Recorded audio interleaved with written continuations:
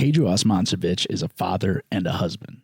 He's also a first-generation American. On this week's episode, Kedo is going to share some of the stories of the trials and tribulations his parents faced when they first came to the United States from Bosnia, as well as some of the cultural differences that can make for some pretty interesting conflicts. This is Those Who Do First-Generation American with Kedo Osmancevic.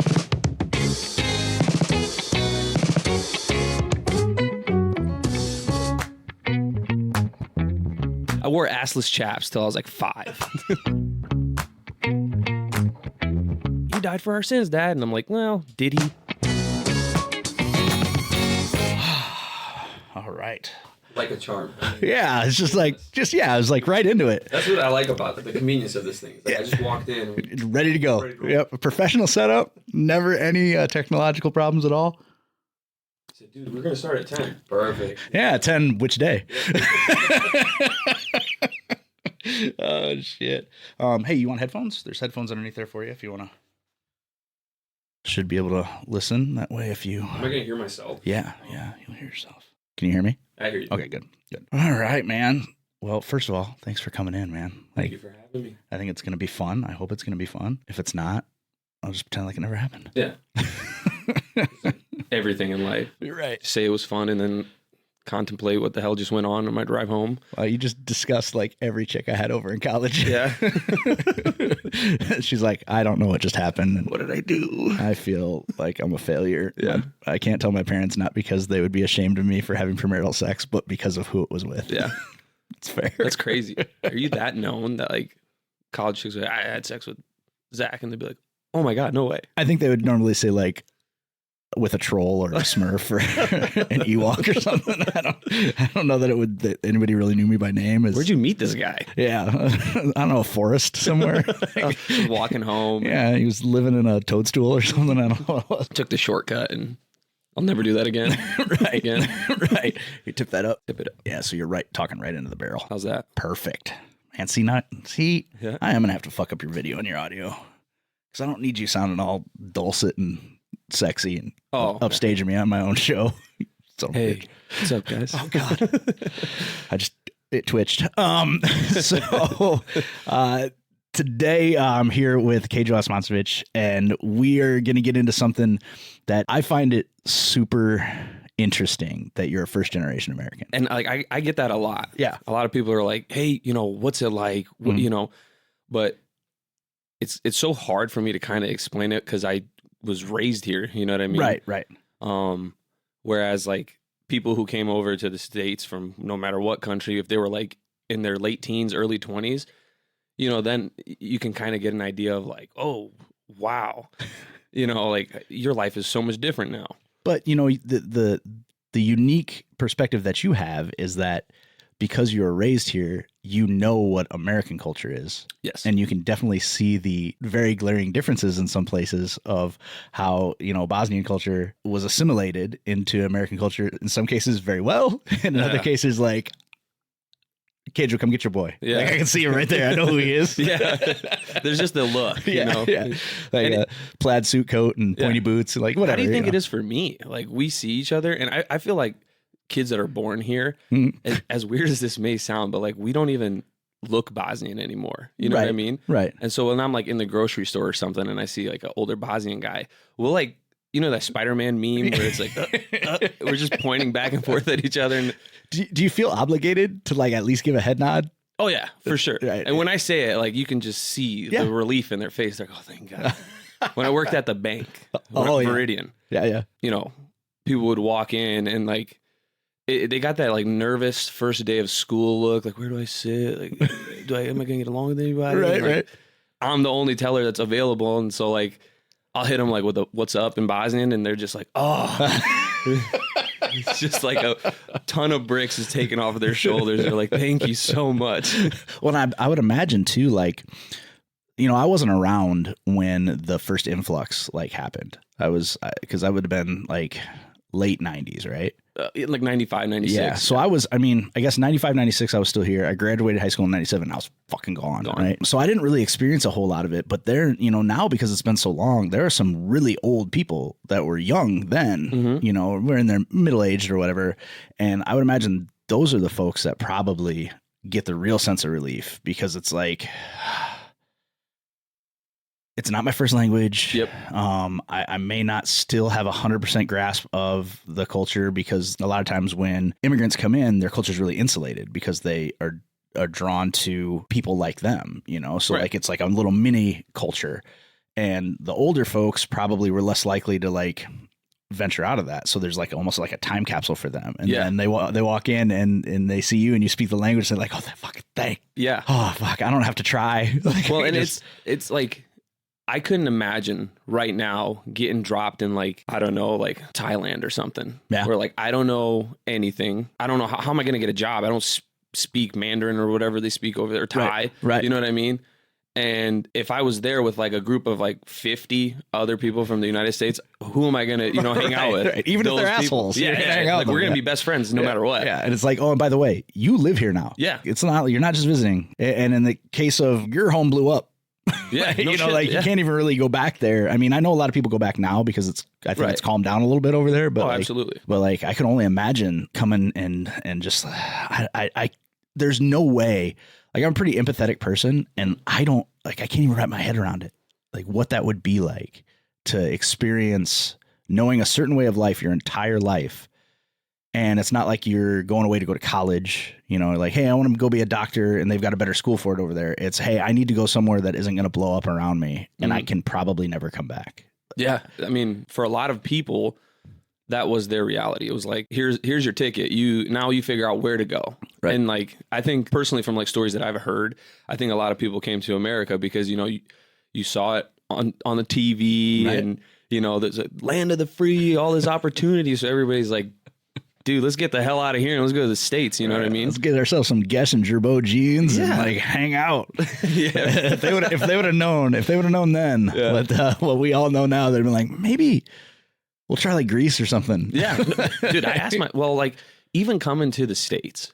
So my mom was 7 months pregnant with me when they were in the refugee camp in Croatia. Oh, wow. They got the papers. They can fly over to the States.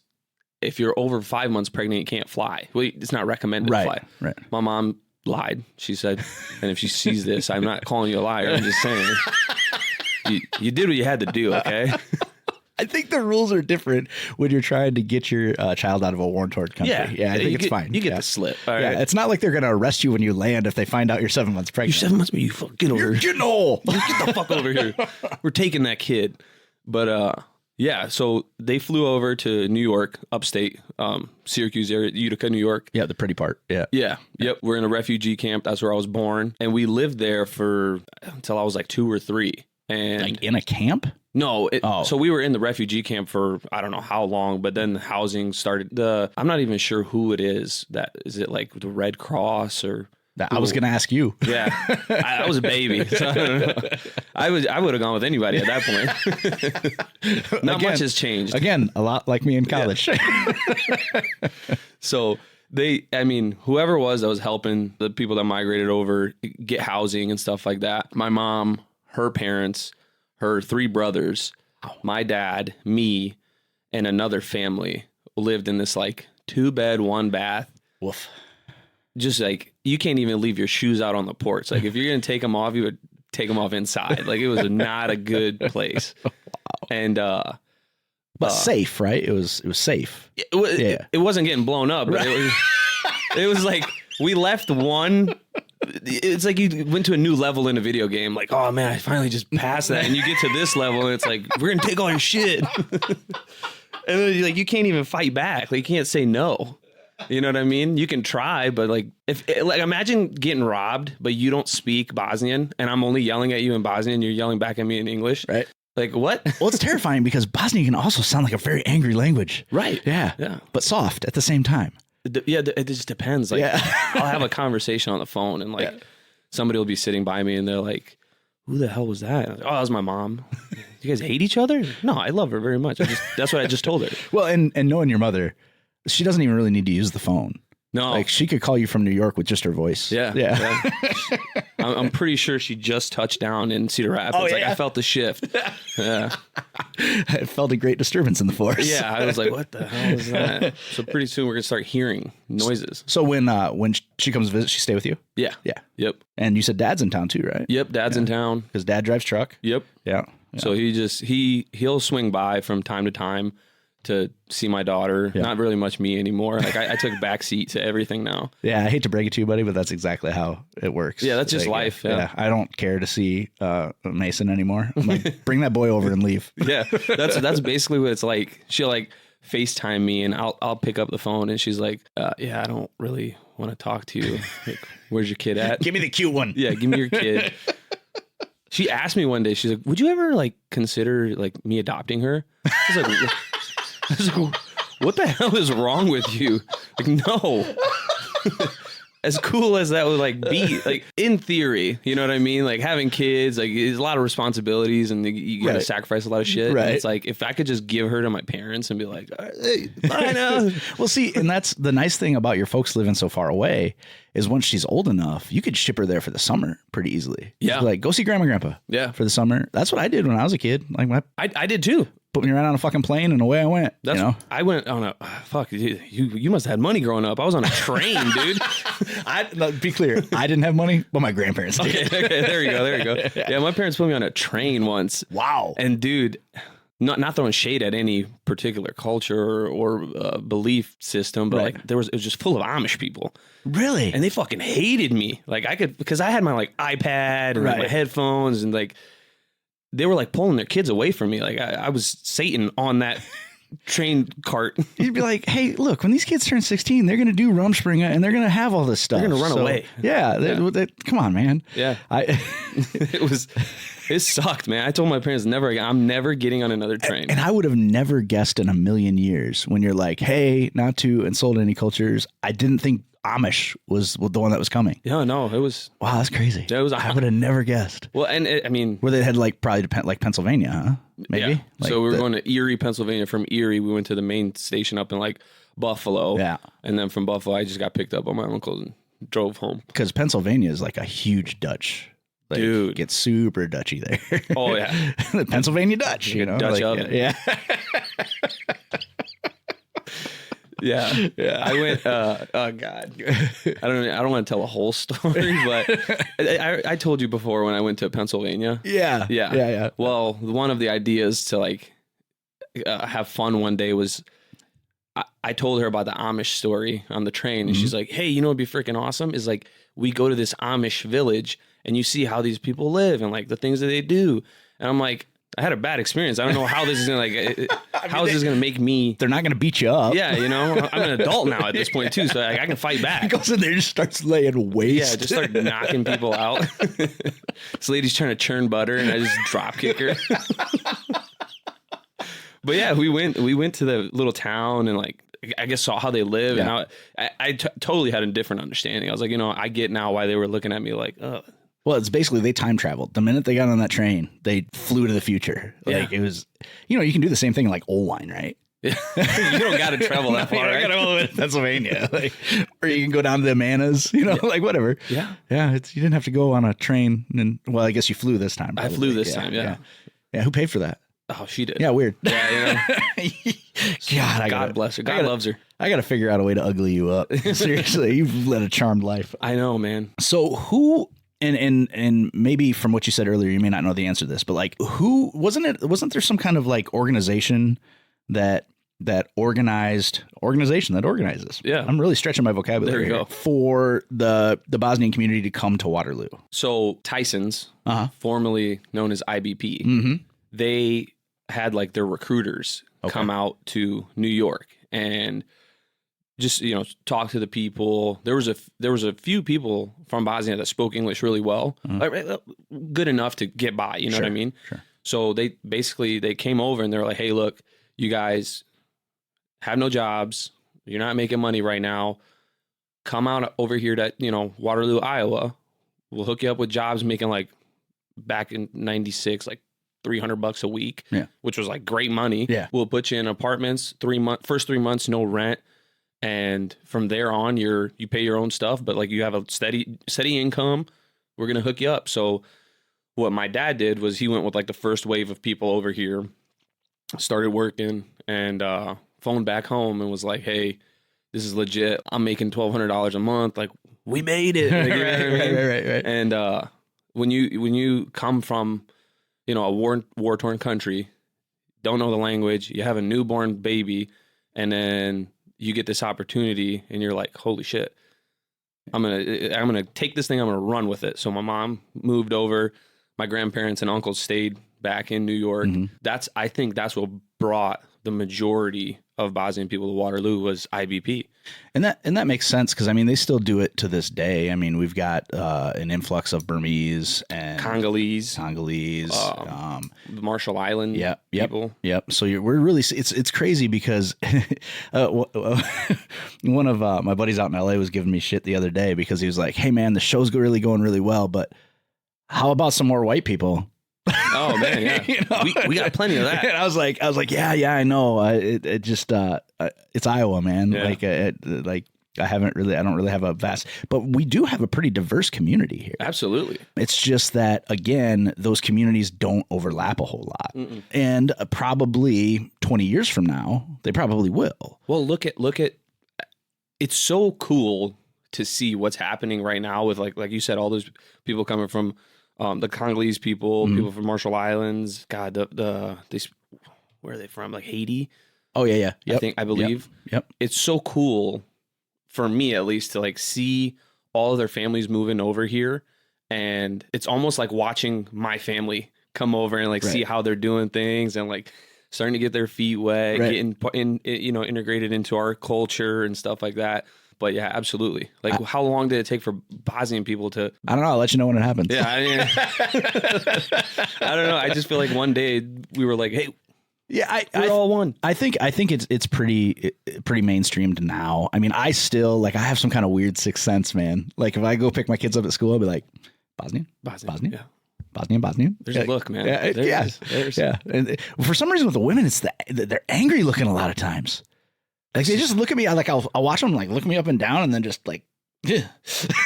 I'm like, what the fuck, man? To be fair, that's like every woman. Yeah, you're right. I mean, I'll give you that. That's okay. So now back to the troll thing. Yeah. So that actually makes me feel better then, because like it's not just like a whole people. No, it's like a whole species that doesn't like me. Like so, like when I told you I'll check the book and you thought I actually had like a little. That's right.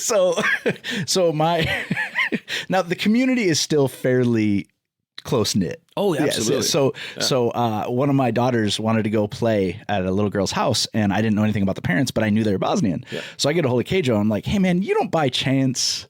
And like I felt kind of racist, honestly. Like it was like me asking if you knew the handshake. Like you don't by chance know these people. And I immediately didn't feel bad when Kedo was like, yeah, they're really good people. Yeah. But let me check the book. And I was like, is there like a directory? Yeah, dude. I thought maybe there's a directory. And then it took me a week until I realized that you just meant Facebook. Yeah, Facebook. That's the book. Yeah, I probably could have checked the Facebook too.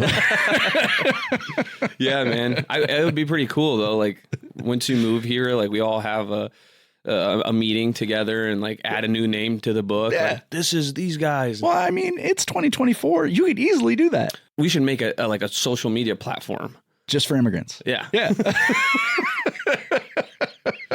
I think you're asking for trouble. Yeah. I think you're asking for a certain group of people to descend upon that media platform and just fucking make it vile. Maybe. You know, there was when AI first started, they launched an AI and they put it on Twitter, and they had to take it down after 4 days because it learned to be racist. Oh, really? Yeah. So that's AI's ultimate goal? Well, no. I mean, it was just because Twitter is so racist. Yeah. It learned from what it saw. And pretty soon they're like, we got to shut it down. We got to shut so this down. AI was like, I got to blend in. Yeah.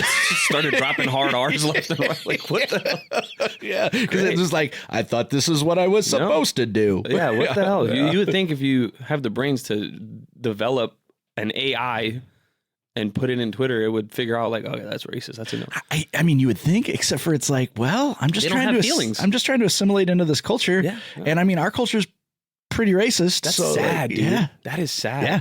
Yeah. I mean, just look at the times that we live in right now. Yeah. I think I'm surprised, and I think it's probably Actually, I can't even say that. I'm surprised that the community is as open as it is, because we're in the Midwest. And I mean, granted, all the population centers in Iowa lean left, pretty left. Yeah.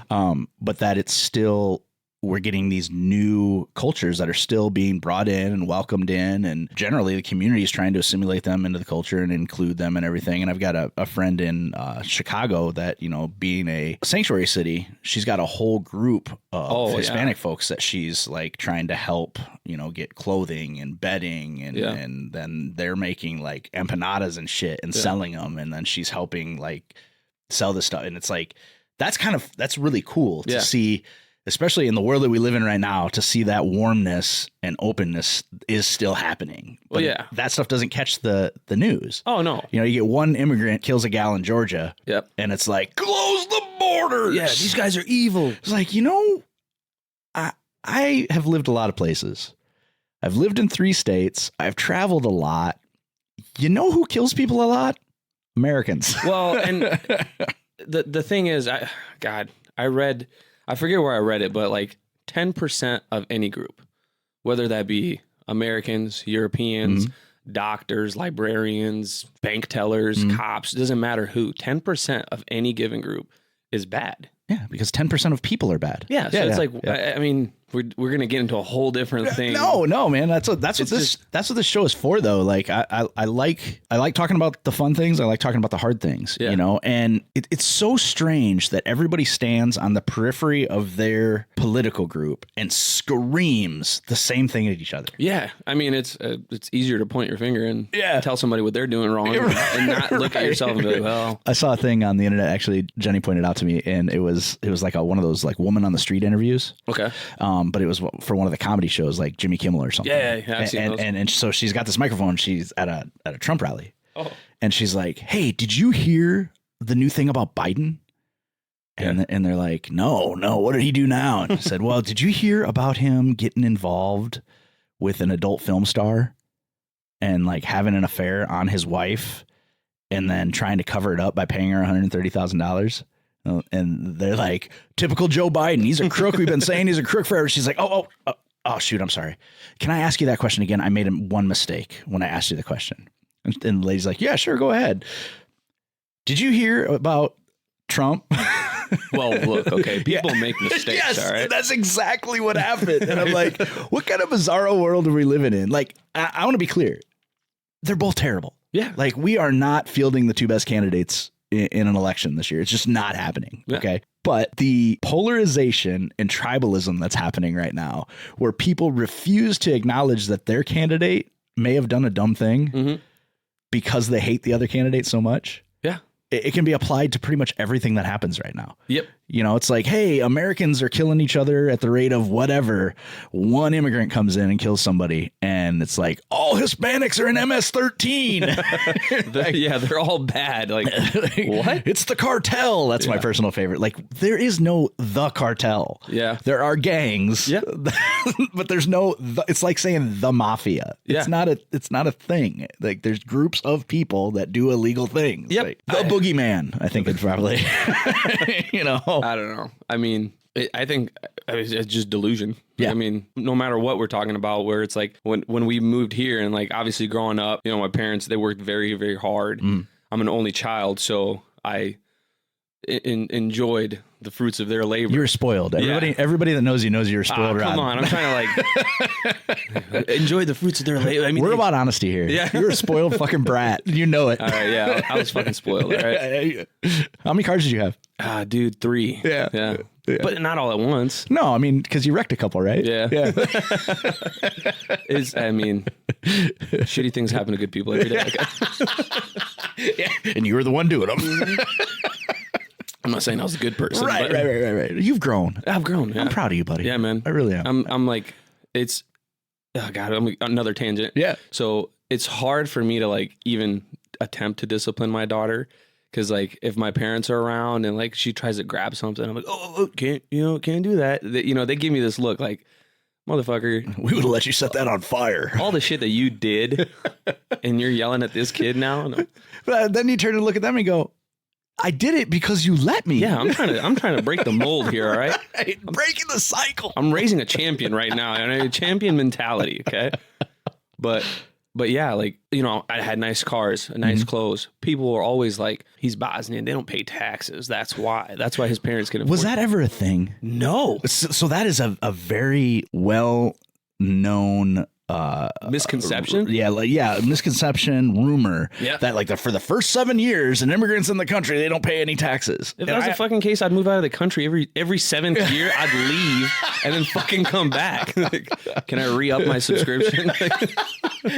It's like leaving the cable company, going to Dish, and then coming back as a new subscriber. I'm brand new, man. Just changed my email. Like, I keep adding one number every time I get back in the country. Does this say yahoo.com? Nobody uses yahoo.com. Fucking Hotmail. What the hell? Net zero.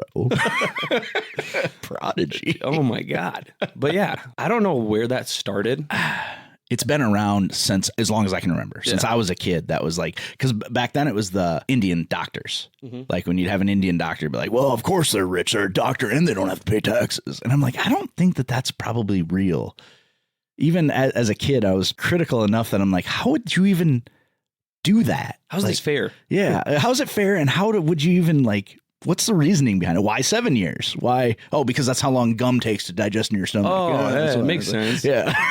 I don't know.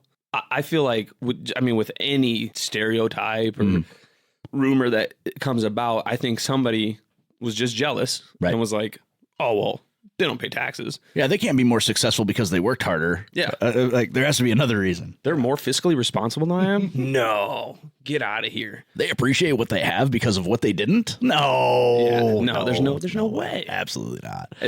I feel like one of my main driving factors to like be successful in this life is like being raised here, greatest country in the world, in my opinion, just for the simple fact that like anything you want in life, you can go do it.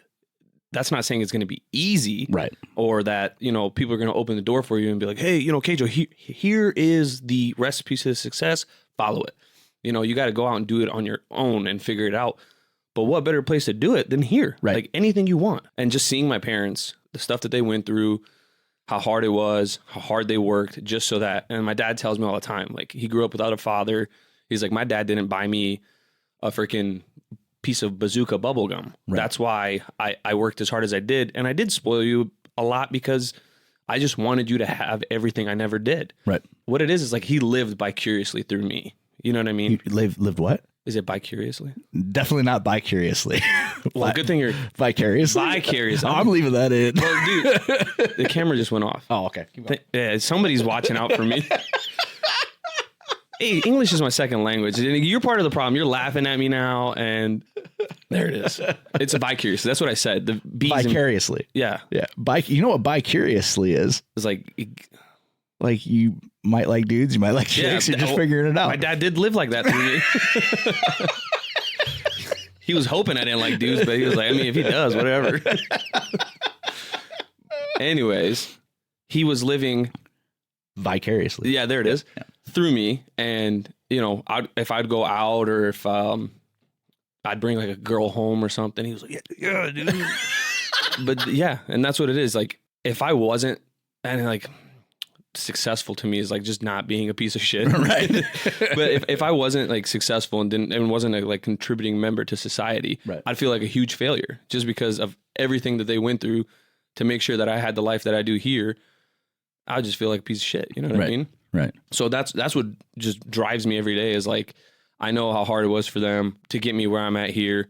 Now that I have my own kid, it's like, I have to keep this going. There's no way that, you know, I was raised here, had every opportunity that I've had thus far and, continue getting new opportunities. I can't be a bad role model for my kid. Like, There's no reason that she should be less than me. And I think that that's just my mindset. I don't know. A lot of people that started those stereotypes, I feel like it was just like selfishness and jealousy because like you were born here, you were raised here. There's no reason that you should look at somebody else, like an immigrant, no matter where they're from, and be like, well, I'm not where I'm at because of you. Well, and it's that whole South Park, they took our jobs. Yeah. It's like, no, they didn't. You could have had that job. Matter of fact, you probably had a better chance of getting that job. Right. But you're so busy being mad Yeah. that you couldn't be good.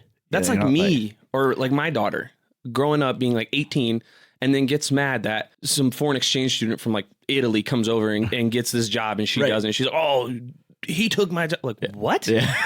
No, right. He's just better than you. That's all it is. Right. And that's a good outlook to have. And honestly, it's kind of a surprising outlook, like no shit, because generally kids that were spoiled don't have that respect for, and maybe it was because your dad explained it to you, to have that respect for like, okay, I am not supposed to just be, I'm not entitled. Like I'm not supposed to just be handed everything. Like I need to be successful. I need to give back somehow to the community or at least to my family, you know, so that I'm not just a piece of shit and don't look, you know. He's a man of few words. So he physically showed me that you need to respect things, you know what I mean? and their true value. But yeah, dude, when I was like 17, I totaled my one car. We talked about that. And you know, I was just an asshole about it after I totaled it. I was just like, whoa, just spoiled kid. Right, like, fucking things happen, you know, good, shitty things happen to good people every day. And my parents were like, well, my dad was like, fuck you, man. He's like, you know, you're the smartest guy in the world. You know everything. You got 50 states, my dude. Like, go. The world is your oyster, my guy. Go. I believe in you. Yeah, he was just like, figure it the fuck out. And I was like, you know what? I will.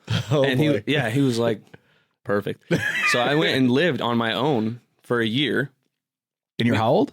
I just turned 18 when he kicked me out. Yeah. And so he has a trucking company and stuff. So I was also very stubborn too. So I was working at Veridian and I wanted to buy a semi truck.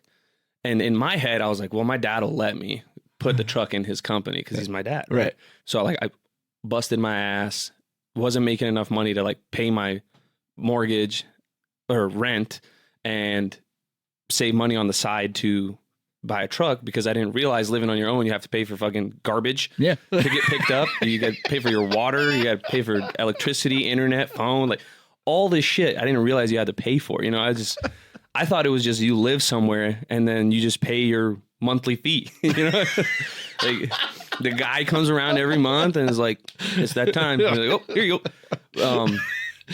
Just living in the dark. Yeah, I was living in the dark, dude. So I got another job at Target Distribution while I worked at Veridian. So yeah, I hustled, worked my way up, saved $5,000. My dad had a buddy who was selling a semi and my dad was like, I went and talked to him and I'm like, dude, look, like this life ain't easy, man. Like you don't know, man. Yeah. I hit him with that. I was like, you don't get it how hard it is for me. And like typical fucking just baby ass dude, you know what I mean? And he like let me spew all my shit out and like looked at me. He's like, did you just like seriously say I don't know what it's like for you? Like, motherfucker, you speak perfect English. You grew up in America, so you know, getting a job for you should not be hard, no matter where it is. I came in this country with fucking like $18 in my pocket, and all I can say was beer. I was still knocking gunpowder off my shirt. Yeah, like I didn't have a solid shirt with no holes in it. So, you know, he was like, all right, I get it. I feel like you've learned your lesson. Because this was like a year that I was on my own. And like, I was like, brother, I can't afford this shit anymore. Like, I'm going to get kicked out. Were you admitting that you didn't get it?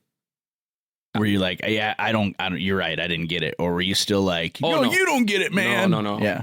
I was like playing both sides of the fence. I was like, you don't get it, but I totally understand where I fucked up.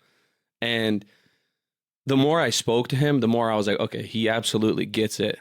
I'm the one who doesn't get it. You did this for a reason. You know what I mean? What caused that? Because that's not a normal, like, you know, people are stupid, man. Yeah. And so that's not a normal progression. Like normally something has to happen. Like where did the light bulb come on for you where you're like, wait, he's right. I don't know what to call this, but like the anxiety of like in my mind, I thought like if I got evicted from this place, everybody in the state of Iowa was going to be like, what a loser. You know what I mean? because you said it earlier, like the Bosnian community is very tight knit. Right. So like if I got kicked out of my place because I couldn't afford it, dude, in my head, and it's probably true. Like a lot of Bosnian people would have been like, what a fucking loser. You know what I mean? So I was like I was breaking down, man. I was like, I never experienced this before, you know?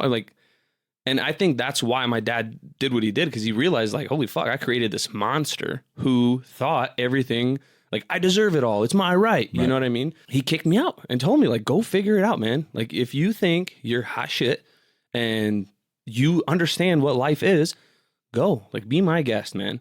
I think ultimately they never, well, I know for a fact they would have never let me, like, hit rock bottom just because of the next part of this story.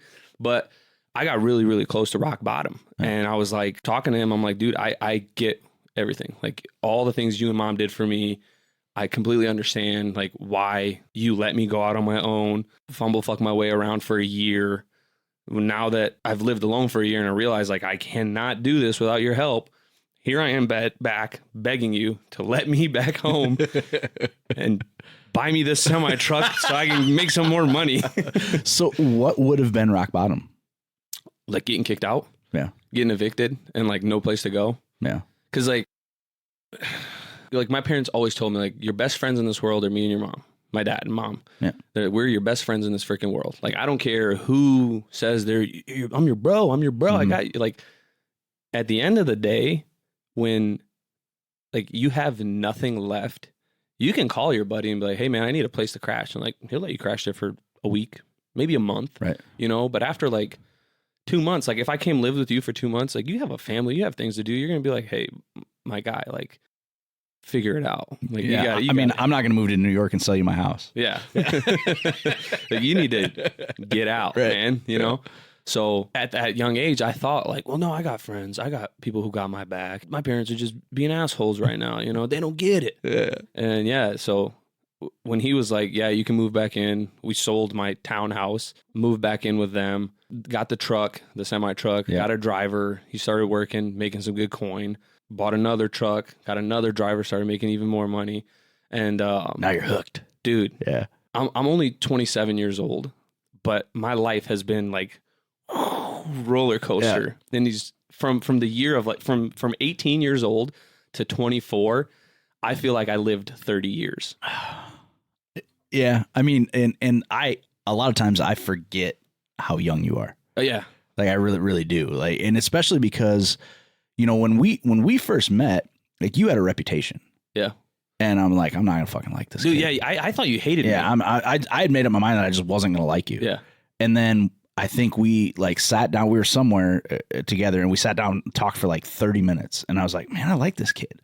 Like, he's figuring it out. Like he's young, but he's figuring it out. He's a hard worker. And so it, you know, that was part of that was on me because it's like, fuck, you don't do that. Like, don't just like believe, you know, make up your mind before you ever even have a fucking conversation with somebody. Yeah. You know, so I have to own that. But like, ever since I've known you, you've been more mature than your age. Yeah. Like you've really had a pretty head on straight way of thinking of things. Gosh, well, you know, shut up. You know, and that's always really impressed me because, and I think part of that is because of the reputation that I bought into. Yeah. You know, and then as we got to know each other and became friends, like it was like, okay, you know, this kid's really got it figured out. And so I forget that you're 27. Yeah. You know, I mean, that's how old my oldest kid is. Yeah. You know, like but I forget. So I'll be 28 in July, but like, I mean, it was just one of those things that like I had to grow up. Yeah. Like I had to. Yeah. And I'm not saying I had to because like I struggled by any means, you know what I mean? But it was one of those things that my parents were like, dude, you're a lot. And I always hung out with older people too. Yeah. So in my mind, I was thinking the way that they were.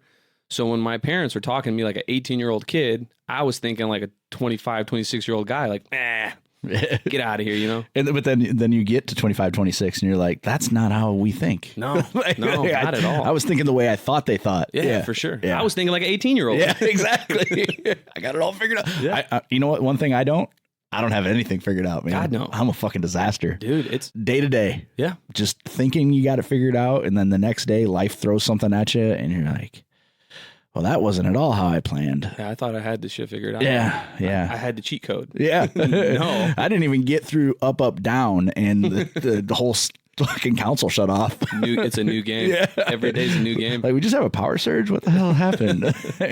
Yeah, so I'm glad that you found that when you did, because a lot of people in your situation that had the upbringing, and like, I'm not besmirching your parents, but like a lot of kids don't turn out well after that, you know, but I think you do see a lot of first generation kids turn out okay because they see what their parents, at least if they're able to recognize what their parents went through, it's easier for them to reconcile that and go, hey, I have to be appreciative, because if I'm not, now where it's going to be real tricky is your kid. Yeah. You know, because you're going to provide for her, and if you have more, them, and you're going to want for them, and they don't have to see the turmoil and the having to claw your way back up, right? Because you didn't really have to do that. You know, right. you grew up, right? Like, you had a kid moment and then you grew up. Whereas like your parents, they could have not been alive, right? Yeah. You know, I mean, they, you know, going to get bread, they may not have come back when they were over there. So being able to see that and watch that happen is, I would hope for a reasonable person, would be that gut check of like, man, they really had to get through a lot for me to have what I have. There's also like the fact that they worked at IBP, Tyson's, whatever, and they were both like, no, this isn't what I want. Right. Like, my mom ended up going to college, getting her associate's degree, ended up becoming a deputy sheriff for the Black Hawk County Sheriff's Office. My dad was like, I don't want this.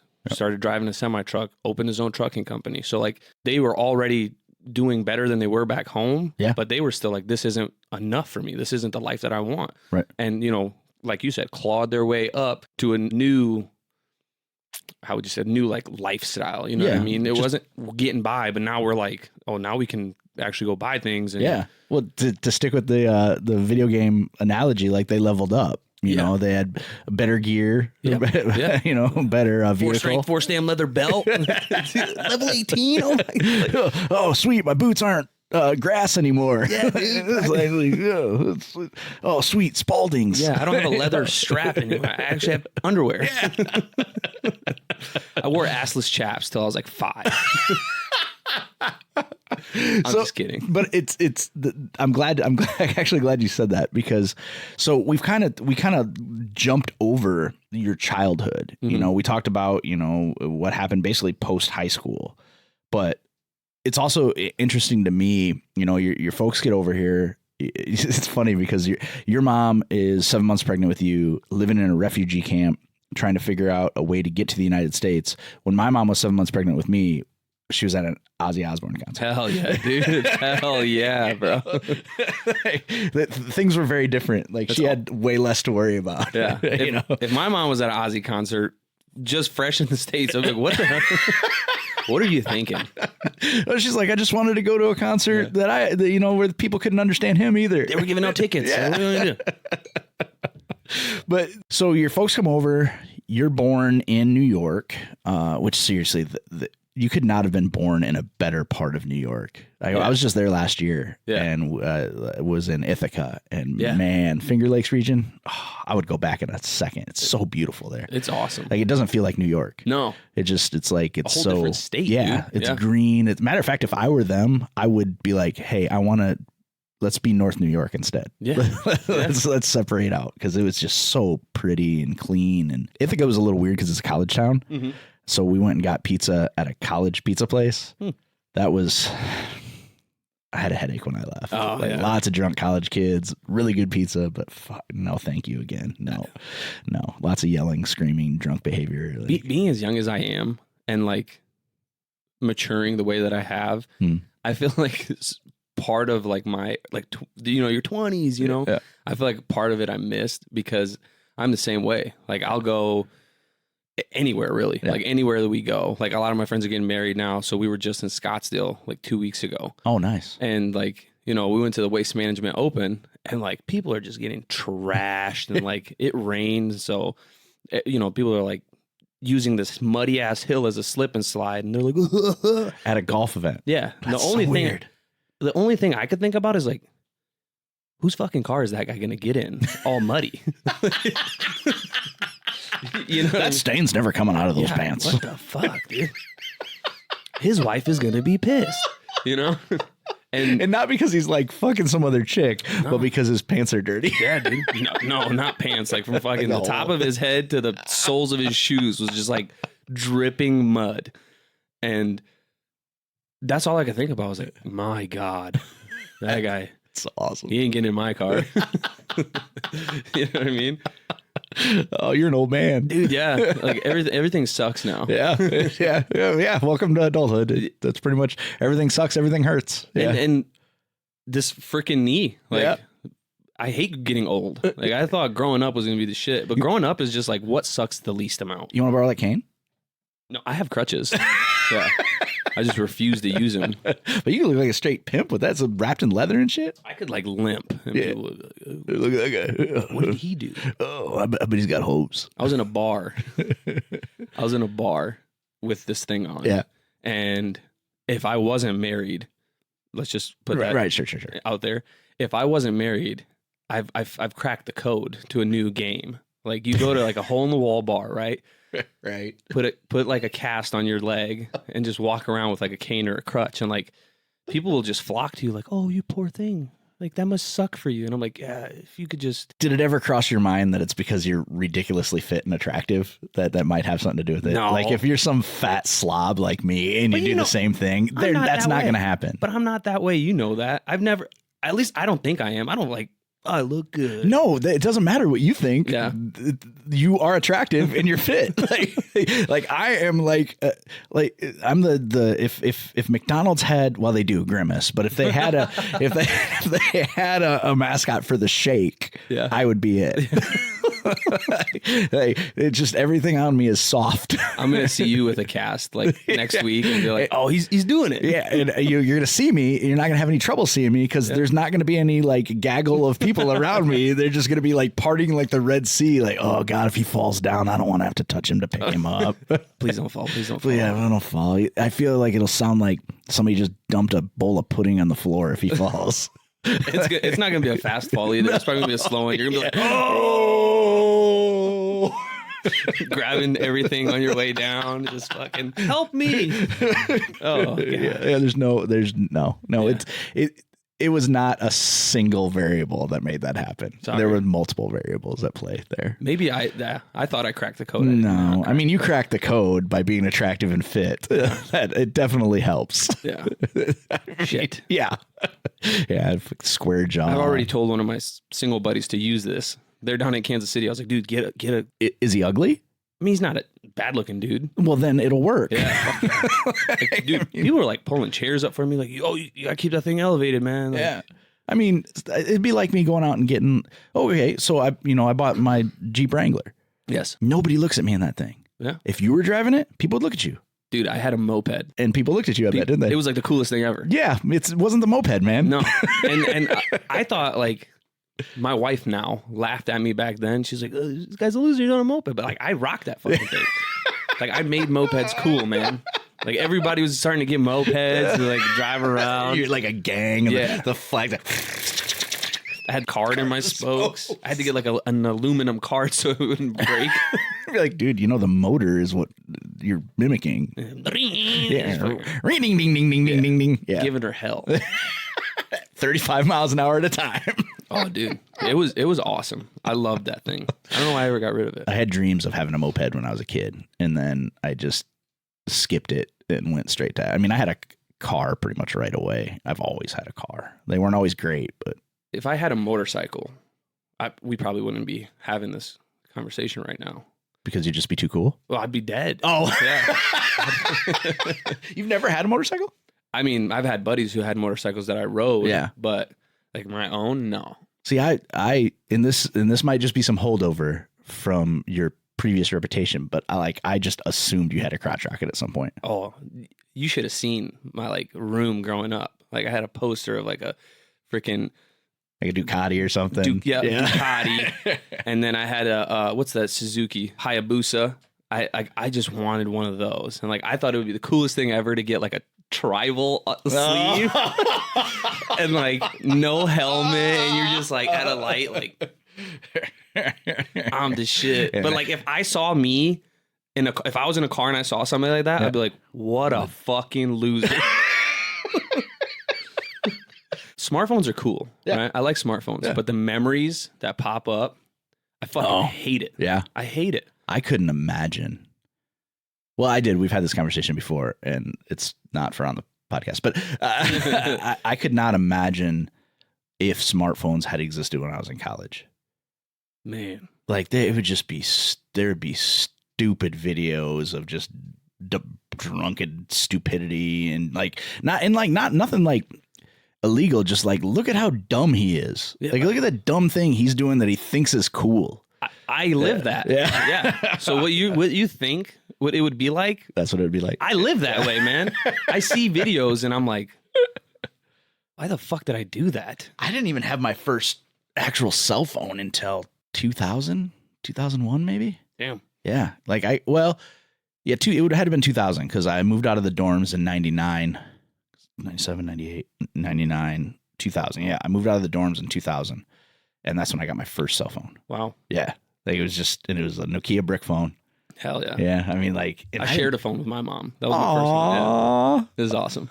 She'd be like, hey, Joe, you take the phone with you when you leave so I can find you. Yeah. Well, no? It was stupid. Like the way that we shared this phone. I would go to school, walk home from school, and I was in middle school. So I'd walk home, and then she would just leave the phone at home and go to work. Huh. So like I didn't have access to this phone until I got home safely. Which, like, thinking about it now, wouldn't I have needed the fucking phone? It would have made more sense. Yeah. So I'd have to call her when I got home, like, hey, I'm home. And, like, I wasn't texting people. So did you have a house phone? Yeah, we did. That doesn't make any sense then. Well, and like back in the day, you know, as kids, it was okay to go outside and play. Yeah. When the streetlights came on, you go back home. Right. You know what I mean? It was safe. Yeah. So that's why she had me have the cell phone. I mean, here's the thing. It's still safe. We just have the internet now that makes it seem like it's not safe. Yeah, that's true. But my kids, you know, my oldest boy graduated with you. I was a year ahead. You're a year ahead of him. Yep. Okay, so he just lives around the corner. Yeah. I would never even consider sending my 10-year-old like, hey, walk down there. Oh God, no. Not because the world is different, but because the world is different, so therefore she's different. Like, she would have no idea how to get there. Like, she would get lost halfway there, or she would like find a flower and like wander down another street, or like kids are so detached. I mean, first grade, I was walking home from the old Irving to Birch Street. Yep. Birch Avenue. We lived on West 7th. Yeah. And I walked from the new Irving in third grade. I would walk from the new Irving home. Yeah. And I would never even thought anything of it. Like fifth grade, I think it was fifth grade. It might have been sixth or seventh grade. I would get on my bicycle at the corner of 7th and Wellington and ride to the mall. Jesus Christ, dude. And it wasn't even, I didn't even have at the time, I didn't even have a mountain bike. It was like a single geared bike. That's a jaunt. Yeah. Yeah. So, I mean, it was just very different. Yeah. Like, and I wouldn't be home till it was starting to get dark. You know, we'd hang out at the mall all day, be little mall rats. And there was no way to get a hold of you. No. Like I would check in by getting on a payphone. Yeah. And not that my mom cared. Hey, it's me. Who is this? Yeah. Me who? Stop calling this number. Click. Next time I call you, just me. Took the phone off the hook. What the hell?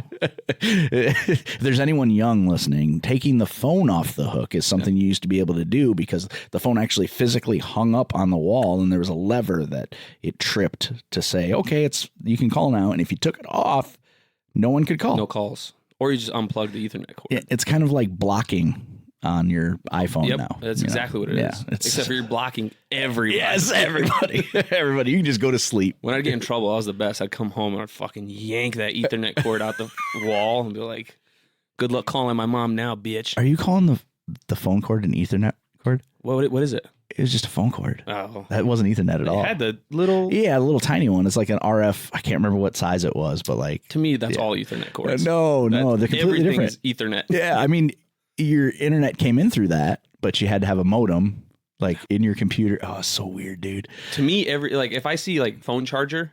Yeah. every phone charger is phone charger. It doesn't matter, like iPhone, Android, just phone charger. It's just wild to me hearing you say Ethernet cord to describe a phone. Like, I still have a phone jack over in that corner. Wow. It doesn't work, but I had to take it off the wall so that shelving unit would fit because it stuck out from the wall. But yeah, it's like... And you plug that thing into it, right? Yeah. Uh-huh. Ethernet. Not Ethernet, no. No, because you certainly couldn't plug that then into a... computer and have internet. Well, you could way back. Ethernet, dude. I don't know. You're arguing with me against it, but everything is... It's tilting my... You're like Kleenex. Yeah. But no, that's not a Kleenex. Yeah, it's just Ethernet. Jesus. Okay. So, God, you're fucking killing me. You're going to see one and be like, Ethernet. No, I never will. I never, ever will. I won't. You fucking kids. So you're born in New York. Yes. You lived there, you said, for 2 years? It's all till I was like second grade, third grade. Oh, that long. Okay. So you are 8, 9 years old, somewhere in there, right? Well, second grade, 7, 8, somewhere in there. And then you move here to Waterloo. So mom and dad, if you just move here, mom and dad are both working at IBP. Yep. And you're starting elementary school. Yep. So you didn't have any other family here, right? It was just mom and dad because grandma, grandpa, and uncle stayed out east. Yeah. And like, I have like cousins, but like distant relatives. Nobody like in my immediate family was out here. It was just us. So was that just a coincidence, or they were also brought by IBP? They were also brought by IBP. So you're here. Like, what was the social dynamic like? Were your folks only hanging out with other Bosnians, or were they trying to assimilate themselves into the culture? It was only like strictly Bosnian people. And so my mom's personality is very much like mine, very outgoing people person. Right. Even though she's an asshole. Like, it's the same. She's got a big personality, would be how I would describe it. Yeah. Did you just say she has a big ass? Well, I mean, she does. Her personality is huge. Okay. But she was hanging out with all these people, right? All these Bosnian people that they were all, it was all family friends, you know? And her first job before going to college was at Community Bank right here on San Martin and Kimball. Oh, okay. Yeah. So she worked there. And that's where, you know, she met Angela, Gary, other folks like this old lady, Joanna. I don't even know her last name, but I just know her as old Joanna. Does she know that you know her as old Joanna? No, probably. I'm not going to see her. Oh, old Joanna. No, but, you know, she just met these other people. And that's where us as a family, we started talking to other people and, you know, mingling with other cultures, you know. And I think for a lot of other folks, it took much longer because they just stayed at IBP. So like when you go to work, who do you see? Right. Your friends. You get off of work, who do you hang out with? Those same friends. Right. Whereas like my mom got a new job, started hanging out with new friends. My dad also would hang out with them. Then she went to college, and then you go to college, you meet other new people. Sure. She was able to adjust to the system much quicker than other folks because she just went out there and wanted to learn about it. She kind of just immersed herself in it, really. Right. Yeah. Yep. So what were some of the challenges that you saw, for lack of a better term, like culture clashes, the issues as that, I keep using the word assimilation, which has a negative context, but that's what's happening. As that assimilation is happening and your parents are slowly starting to branch out from only hanging out with Bosnians, were there any issues? Like, were there any? Well, I mean, just like things that are socially acceptable, you know, like back when my parents first moved here, even coming from the motherland, it's like the woman stays at home, she cleans, she cooks, she does not go out and have girls' nights. Right. Whereas like my mom was starting to do that and my dad was okay with it. Like he's always been also open-minded. So he's not this like super old school guy where he's like, no, you're going to sit at home. You know, he would let her. And that's where like some people in the community were like, dude, she's going out. She's like partying. Like, what the hell's going on? I mean, your mom is no shrinking violet though either. No. Like, she's got a lot of personality. Yeah. So I don't know that anybody could have stopped her. No. And even if my dad was like, hey, you shouldn't do this, she'd be like, I'm going to do this. You can go stay home and play a long, hard game of hide and go fuck yourself. Yeah, I'm going to go. You're right. And so like, for me growing up, I never was raised in a house where it was like, we never had that mentality. You know what I mean? So like I was Americanized from a very young age, you know, for lack of a better term, but I grew up in this culture. So like there's certain things that like I'm still old school about, But I'm also I've just adapted to the culture here, and raising my daughter, we're going to have what I believe are our core principles. But I mean, it's not going to be like how it was for them. You know what I mean? How important was religion? To my mom, not very. Right. Like, she's like, just be a good person. Don't wish anybody any like ill will. There is something up there, but that's all it really was. Like, just don't be an asshole and don't wish negative things on people. Well, if more people would have thought about that over there, you wouldn't be. Yeah, exactly. No shit. Wow. And my dad, he's very religious, but they never pushed it on me. They were never like, you have to go to Sunday school, you have to follow this, you have to do this. They just kind of let me go with the flow. Except for one time a year. Except for one time a year, man. And that one time, I better be there. Like, even till this day. Yeah. Oh, I'm aware. Yeah. Hey, man, you want to go out? I Can't. Because I promised my dad I wouldn't. Yeah. Well, and then Ramadan, that starts next week. Oh, shit. Yeah. So for a month, it's a dry month. Yeah. And like is that the one where you can only eat? Yeah, you fast. Yeah. So. Well, I'm not fasting. No. There's no way, dude. No. I lasted for like a week once, and I was like on the verge of death. But I mean, you can still eat. It's just when the sun's down, right? Yeah. And before the sun comes up. See, they didn't plan that shit right. No. So they should have planned it earlier in the year when it's darker more. Yeah, right. Well, and this, so now it's in March. Last year it was in like May. Oh, like, do you remember? I mean, I remember it happening, but I didn't realize that they could be that disparate in times of the year. I don't get how this works. Like, well, you just answered my question about religion. Yeah, there you go. It's clearly not very important. No, I don't know how it works. Nah. Dad calls. He tells me I have to either fast or not drink alcohol. One of the two. Yeah, yeah. He just tells me like, from this day to this day, behave. I'm like, got it. Okay. Well, and it's like you clearly don't institute rules about like what kind of alcohol you can drink. Like it's like grain alcohol is apparently fine. Yeah, absolutely. Right. Yeah. It's fine. Yeah, absolutely. So that might have made it a little easier too to assimilate into the culture if you're not like hardline Muslim. The only real thing that like was awkward growing up was like Christmas time. Oh yeah. Everybody's like, oh, we're getting presents, we're doing this, we're doing that, and I'm like, the stupid stuff in like 7th grade, like, what did you do? What'd you get for Christmas? Write a paper about it. And I'm like, nothing. Yeah. Well, and at that time, like shit, man, like the only real exposure to the Muslim religion that we had around here from the early 90s to 2000. 9/11. Yeah. Well, I mean, not even before that. We're talking like the Iraq War. Yeah. We heard, Saddam Hussein. Yeah, like, Saddam Hussein, Muslims, and like it was this weird. It was over there. Yeah. It was over there. And they weren't teaching us that there were Muslims other places. Yeah. Like that wasn't a conversation that was being had in the Corn Belt. No. It was, if you're Muslim, we're going to be able to tell by looking at you because you're going to wear long man dresses and have beards. And like, it was this cartoonish bullshit. So when the Bosnians started coming to Waterloo, it was kind of a culture shock, I think, for the people here because they didn't realize what was happening. No, yeah. I mean, we were aware of the conflict over there and how fucking terrible it was and that there was genocide and that we had to go over there, but it was still not covered as extensively as any of the other conflicts that we're involved in the last 30 years. Yeah. It was kind of the forgotten involvement for the United States because sometimes you'll still hear some guys in their 50s and 60s like, well, I served in Bosnia. Yeah, it's like, and it also happened so quickly too. Right. Like they just got in, got us out, and we're like, all right, too. Right. Like, you know what I mean? Well, and I think there was some talk of like sticking around and helping rebuild, but I don't even know what happened. That did not happen. I can confirm. Yeah.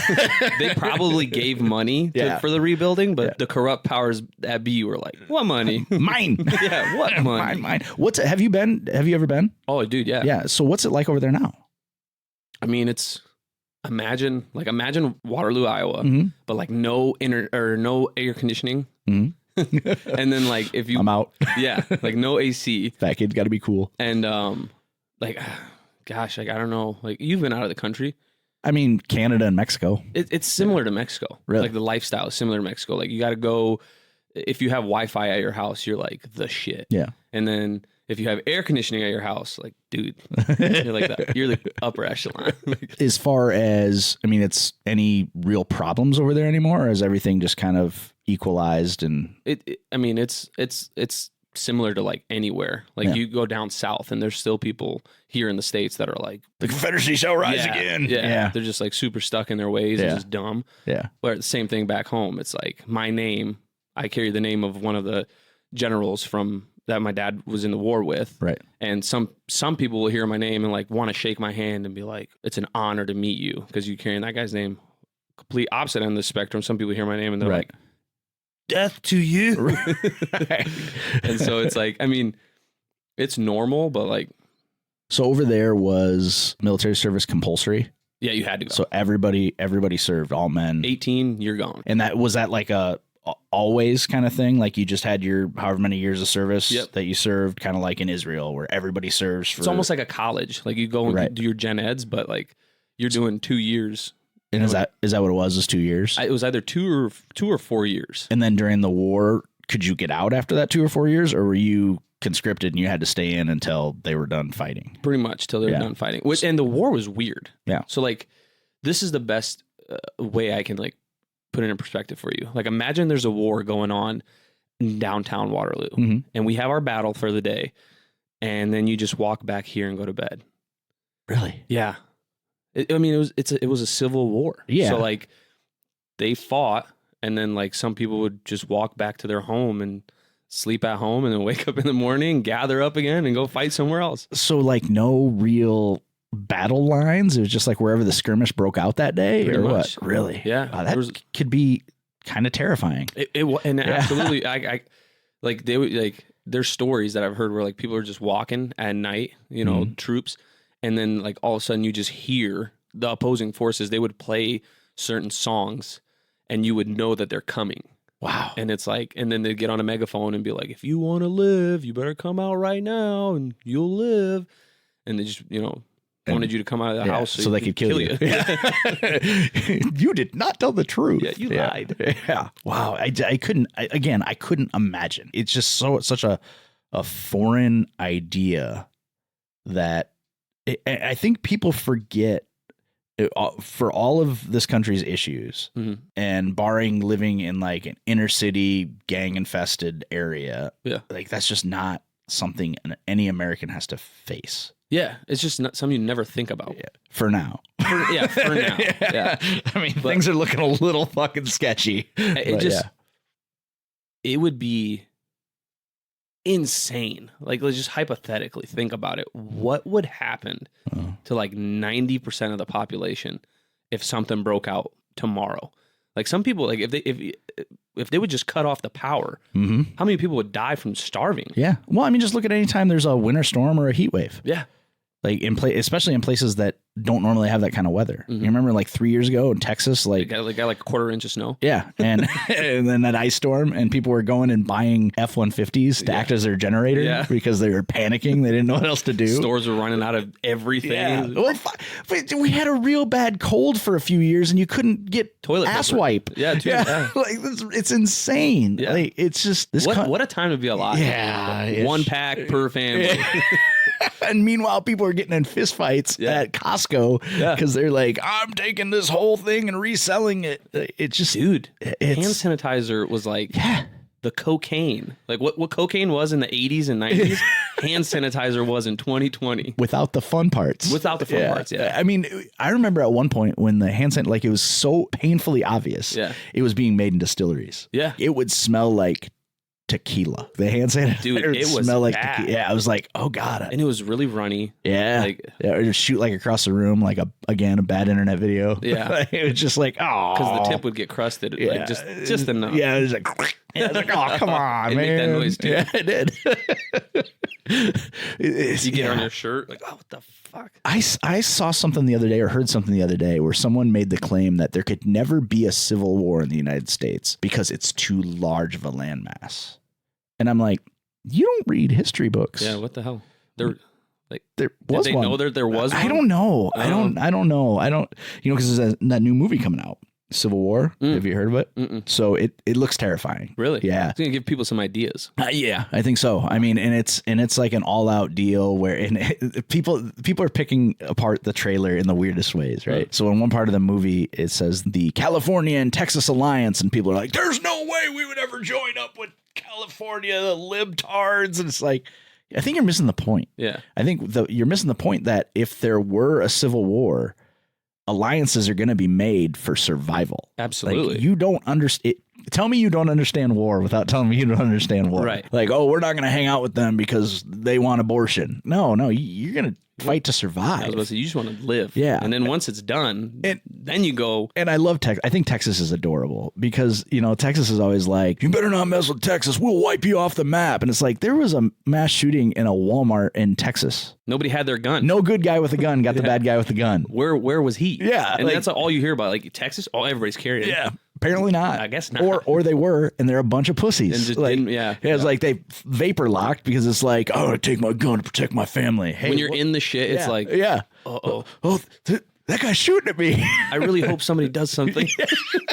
I stand firm to the thought process that every person who talks mad shit about having a gun and being willing to use it is going to be laying in a puddle of their own piss. Yeah. Like if there's a hero, it's going to be some person who you would have never thought in a million years would step up and do something. Yeah, absolutely. Because the people who talk about it aren't going to fucking do it.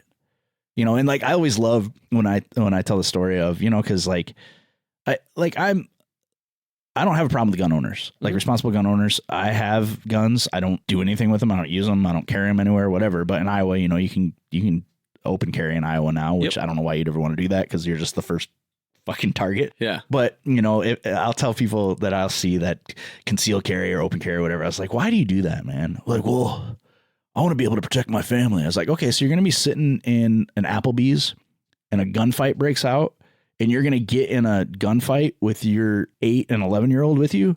No, I'm going to throw a chair through the window. Throw each one of those kids through the window and then run out behind them. Well, there's just that exit door probably like 2 feet away. I mean, maybe.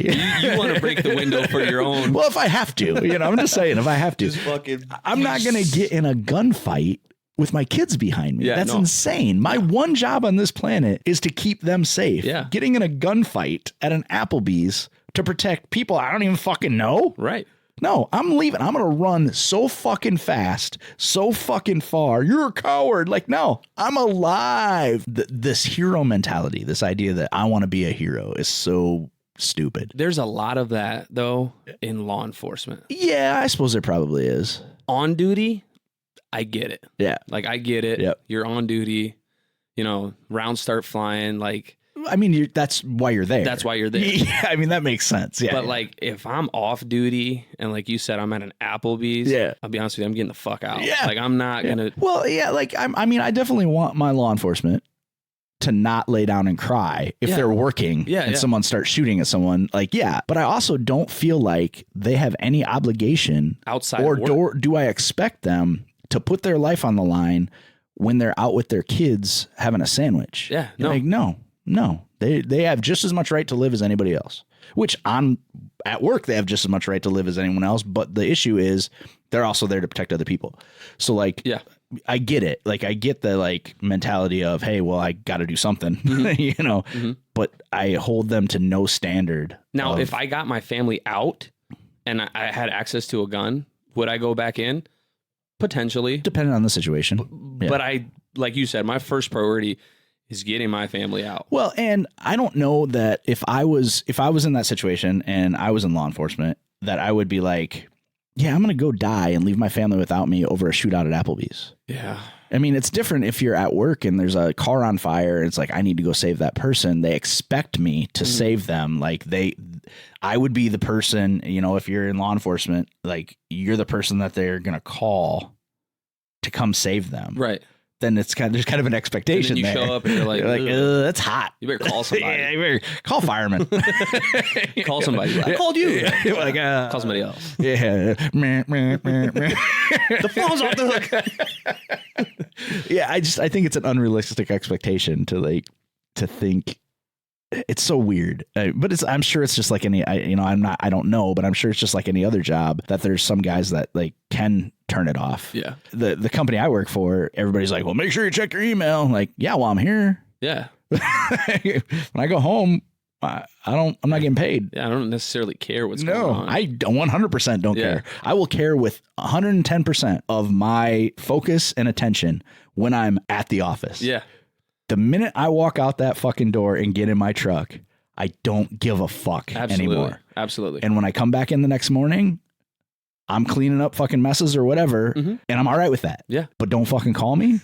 You can email the fuck out of me if you want. Oh, yeah. I ain't going to see it. Oh, no. Until 7 o'clock the next morning. Yeah, when I get back in. Yep. Oh, man, yesterday sounds like it sucks. Yeah, it looks like you guys went through some shit last night. Wow, that sucks. Well, guess I get caught up on paperwork now. I'm here now. Yeah, I always love that. Didn't you check your email? Like, yeah, I did. While I was working. Yeah. You didn't check it at home? You don't get it on your phone? No. Are you stupid? Yeah. Why would I do that? Well, don't you want to know what's going on here? No. Man. No. It's kind of sad that, like, if you're sitting at home trying to enjoy family time and all you can think about is what's going on at work, like, dude, get a hobby. Yeah. Make a friend. Yeah. It's hard. I don't know. Love your kids. I don't know anything. You know, that's too much. It's much easier to work. There's some managers at work that were like, when my wife had our kid, I left for 3 days and then I came right back to work. I'm like, whatever, man. Like, whatever. It's real shitty of you. High five. Yeah. It's real shitty of you. Good job. Good job. Like, if I could have been with my wife for longer than a month when she gave birth, I absolutely would have. Yep. Like, it was seeing what she went through and knowing that, like, I experienced no pain at all.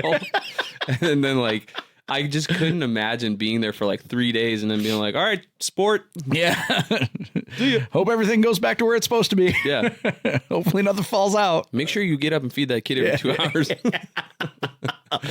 And depending on what your belief structure is, make sure you make food inside your body. Yeah. You better be able to. No fucking way. It's hard enough to get your kids to love you. Yeah.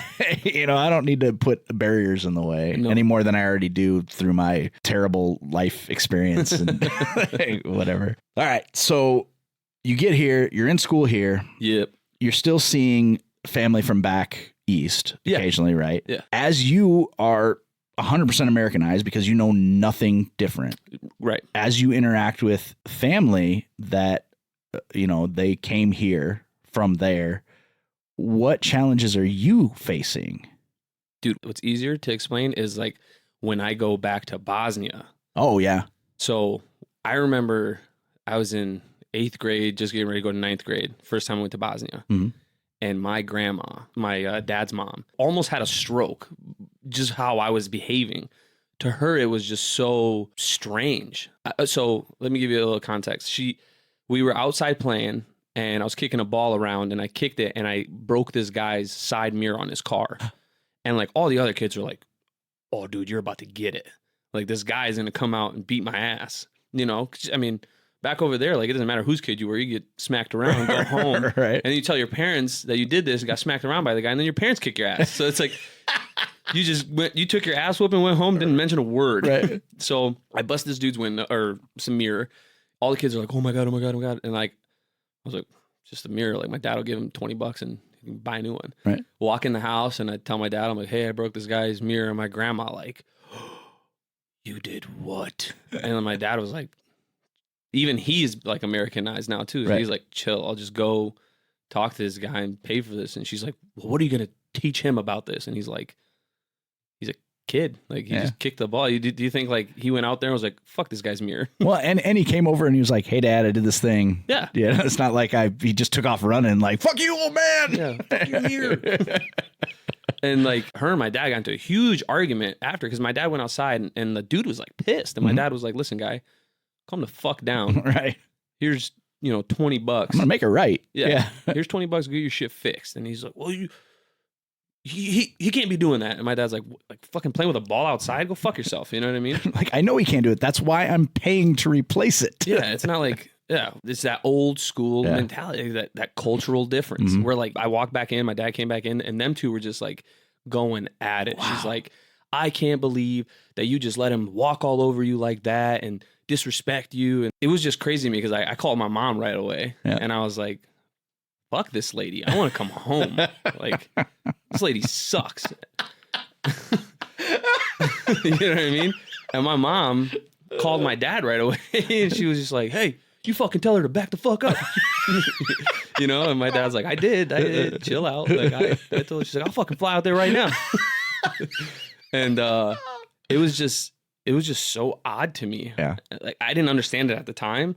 Obviously now I get it. It's just a different world, like two different cultures where that happens here. Like even if a kid came up to my car and put a nail under it, so when I took off it popped, I wouldn't be like, where's this kid? I'm gonna beat his ass. Well, I would want to kill I mean, him. I would want to beat his ass, but like I wouldn't freak the fuck out. And like, do you think that if it was culturally acceptable to beat his ass, though? Oh, I absolutely would. Yeah, okay. I'd fuck him up. I'd fuck him up. All right. Because I think that's just because the culture doesn't accept it. Yeah. And maybe there might be some argument that... tough love. I mean, you got it. Yeah, maybe. Discipline. Like, if you're not going to discipline your kid, I will. Yeah. And then you'll do it after I do it. Yeah. Because you're going to be mad that I did it and you didn't. So now you're going to do it. Well, you're just going to be mad at your kid that he did that. Yeah. You know what I mean? And I mean, it's just like, even in school, like my mom would tell me stories like when she was in school, you get in trouble at school, the teacher gives you a few lashings. Yeah. And then you go home and it, like back in that time, there was no phone. So like the teacher would come to your house and be like, hey, you know, Kejo wouldn't stop talking. He kept talking to everybody, disrupting my class. And my mom would be like, I'll take care of it. Yeah. You know? My mom already got my ass beat. And then beat you up even more. Oh, wow. I hated parent-teacher conferences, dude. Yeah. Oh, man. Like, this was the story every time. Kejo is a delight to have in class. He's awesome. Gets along with everybody. However, we just can't get him to stop distracting people. And, like, every time I just sit in my chair like, you bitch. You betrayed me. You can just left it at, he's a pleasure to have in class. Yeah, you fucking betrayed. Do you understand the ass kicking I'm going to get for this? I don't think you understand the culture, Miss Smith. Yeah. Culturally, I'm going to get fucked up. The equivalent to you telling Johnny to go in his room is my dad with a belt. Just fucking me up. That's my go to my room. But yeah, I mean, it was crazy. And then like every time afterwards, like I was 18 and my cousins all had to like go bale hay and shit to make like 10 marks for that day. I was on vacation. Like I wanted to go out. I wanted like, 18, we can go to bars, we can drink, we can smoke, cigarettes. This is the coolest thing in the world. Right. So like, I'm like, come on guys, let's go. And they're like, dude, we got to go work. So like I got dressed, drove over to their house and baled this like whole field of hay with them. And they were like, I think I unlocked a new level of respect from them. Right. Because I was out there like sweating my ass off, just throwing these bales of hay, like just stacking them in the barn, which in like the hills, when I say hills, I'm not joking. It's like a fucking hillside. Oh, wow. And so like you're on this sketchy ass tractor, sketchy ass wagon, big tall stack of hay, and you drive to the barn, stack it in the barn, you go back down, do it again. And like, I did that with them because I knew we'd get the job done sooner. Mm-hmm. We can all shower and fucking go out. Right. And here in the States, like that's not a thing. Yeah. I mean, I guess it depends, where you're at. Yeah. I think in like farm communities, I think it probably is, because it's a agricultural rural thing to do. I don't think I ever went and helped my buddy mow his lawn. Yeah. You know what I mean? Like, go out and play. Yeah. Well, when you're done, give me a holler. I would never cross my mind. Now, that being said, my buddy Adam, his dad would straight recruit us. Yeah. If he asked, what are you doing today?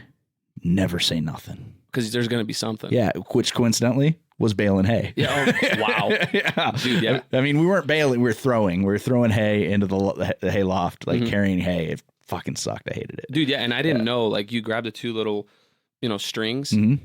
Don't lift it like this so it like scratches up your forearms. I didn't know that. Yeah. I was just trying to get this fucking hay in the tractor as fast as possible so we can get out of here. Yep. And so like my arms were all like scratched up. Yeah.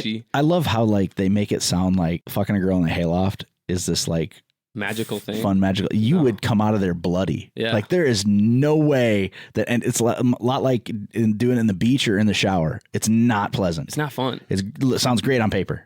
Why would you ever do that? I don't know, man. Like I'm just thinking about it right now. It's making my tailbone like tingle. You'd be itchy in places you don't want to be itchy. Or just bloody. Yeah. I mean, like it's going to poke into you. It's not that poking into you ain't worse than the poking into her that you're going to be doing. It's like, it ain't worth it. It ain't worth it at all. Fuck that. Yeah. No, thank you. Yeah. It's, hey, sucks. Yeah. Like it's fun to look at. That's pretty much where it ends. Yeah. Like it's great for a Halloween decoration. Bailing it, terrible. No. Fucking on it, terrible. Well, and like, I don't know about you, but it was all like green in your nose, and you're like blowing your nose for like a week, getting that dust allergies and stuff. Yeah, and just like the dust in the crap that's in there, and there's gonna be snakes. I don't do snakes. Yeah. No, thank you. Mm-mm. No, it sucked. Yeah. It sucked. So I have to make you tell the story. All right, let's hear it. That you told me about your uncles and the game you guys used to play. Okay, so it's gonna, like, the first time I told you, it's gonna sound weird. Yeah, but it really didn't sound that weird to me. That's why I like this story so much. But like, being a boy in like the Bosnian community, like it's like your parents have, like, it's a sense of pride, like, you know what I mean? And like anytime like they see you, they're like, what you got down there, like, as a joke. Right. They're not pervs. I hope not. But like, my uncle, my mom's uncle, he's my great uncle. Right. He would always like do that to me. Right. And like, I wanted to like not to do that, not in a way of like I feel uncomfortable, but like I knew we were playing the game. He's like, what you got? So he would like come up with unconventional ways to like fucking grab my dick. I mean, it's the equivalent of like a bag tag. Yeah, like a pink. Yeah, exactly. Yeah, it's not. There's nothing untoward about it at all. No. Yeah. And so like, to give me a nut tap, he would like, I'd come over, and like I remember this one time I was over there and he's like, dude, look at my elbow, and like I like got real close to look at it, and he just like, and I was in 4th grade at the time, and so they were like, what'd you do this summer? And like I told that story to my teacher. Obviously I was in 4th grade, so I didn't know how to explain to her that like there's no ill intentions behind him. It's not nut tapping me. It's not and it's not inappropriate. No. It's just boys being boys. Yeah. So like this lady called Child Protective Services and was like, this kid's mom is taking him to his uncle's house so that his uncle can grab his dick. Like, dude, so like let me put this in perspective for you. Like my mom, this is 1999, maybe early 2000s, doesn't speak very good English still. And now to this day. Yeah, even now she doesn't speak very good English, but like back then it was even worse. Right. Gets a call and it's like, we're doing a home visit. We're coming over there. They're explaining to her what I told them, and she like can't wrap her head around. She's like, what the fuck is he talking? And then it finally hit her. They're like, oh my God. When he's like, what you got down there?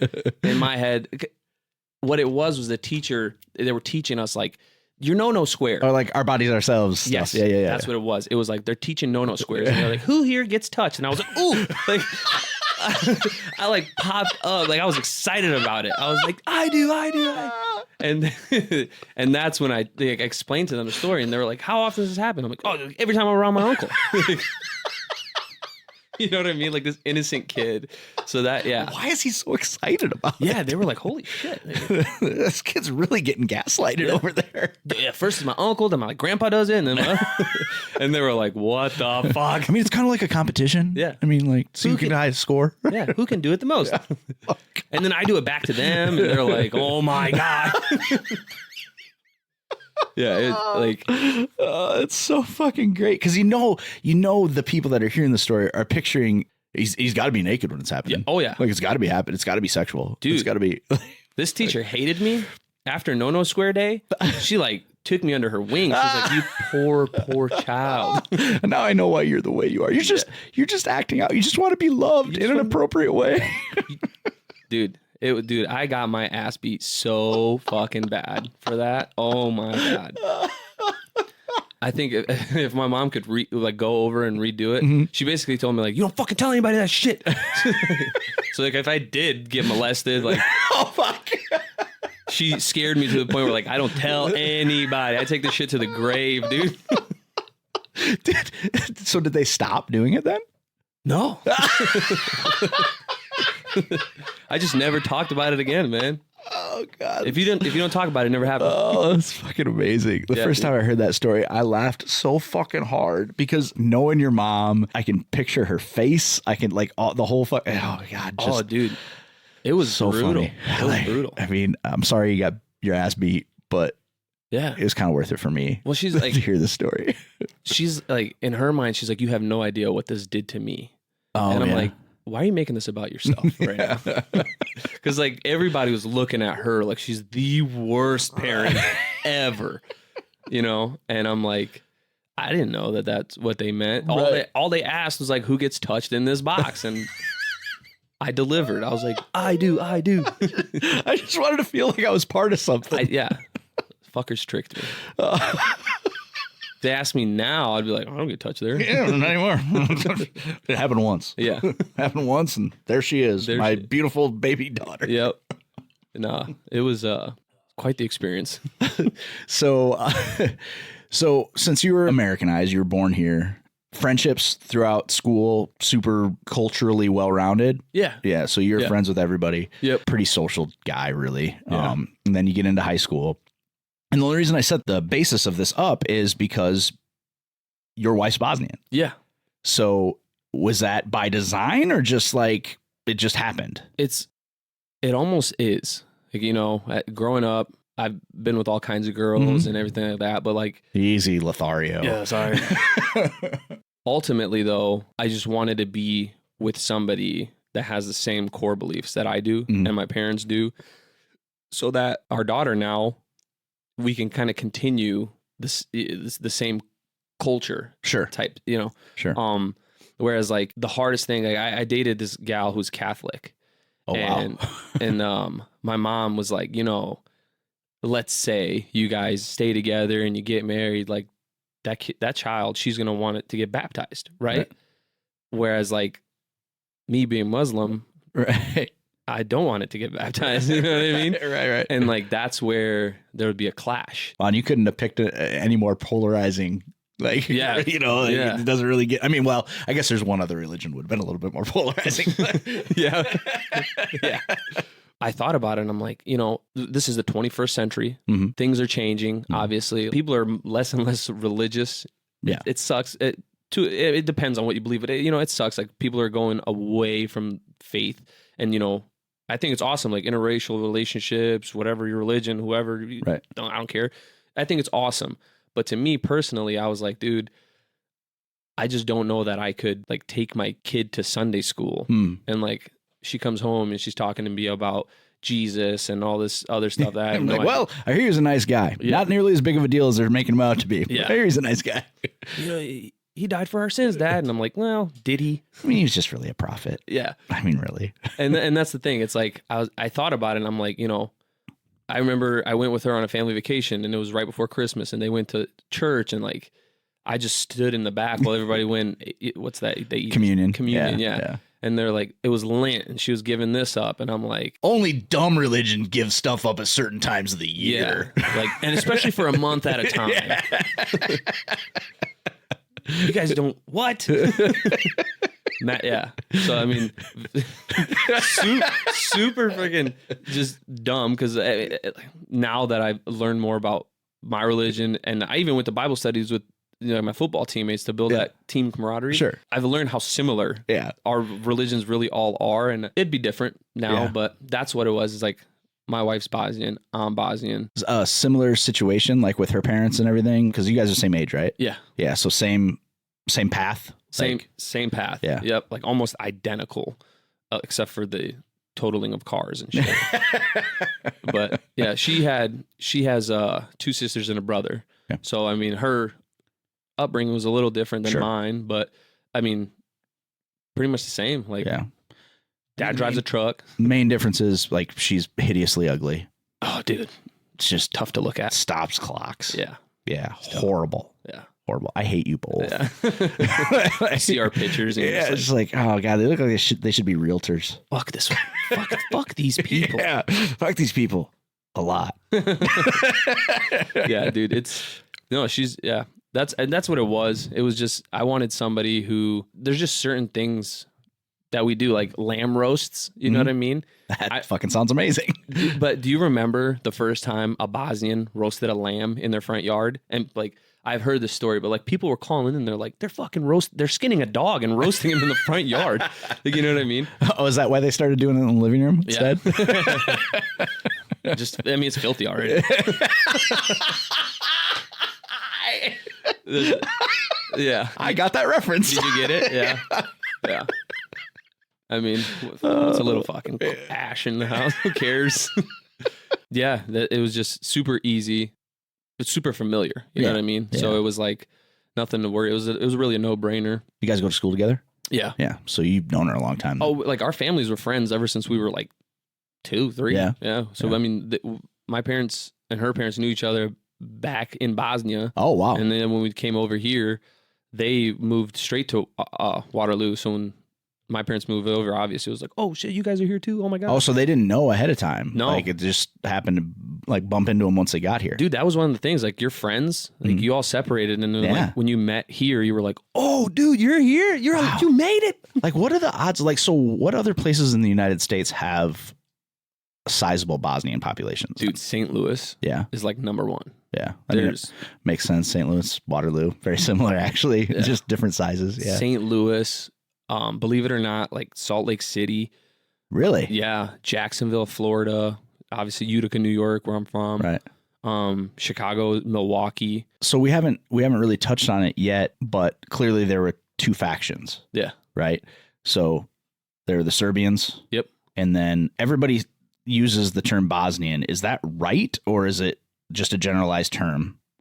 How do you mean? Well, like, so obviously when you say like there's Bosnians there? Everybody's Bosnians. Yeah. You know, everybody's Bosnians. So is it the Bosnians and the Serbians? Is that how you break it down, or how does it? Oh yeah, there's Croatians, there's Bosnians, there's Serbians, but like anywhere that we talk about, it's like, oh yeah, there's Bosnians all over there. But they could be actually Serbian. Right. Yeah. So as far as the conflict was between the Serbians and the Croatians, or how did that work? How was that breakdown? It was like Serbians, dude. It was like a civil war between everybody.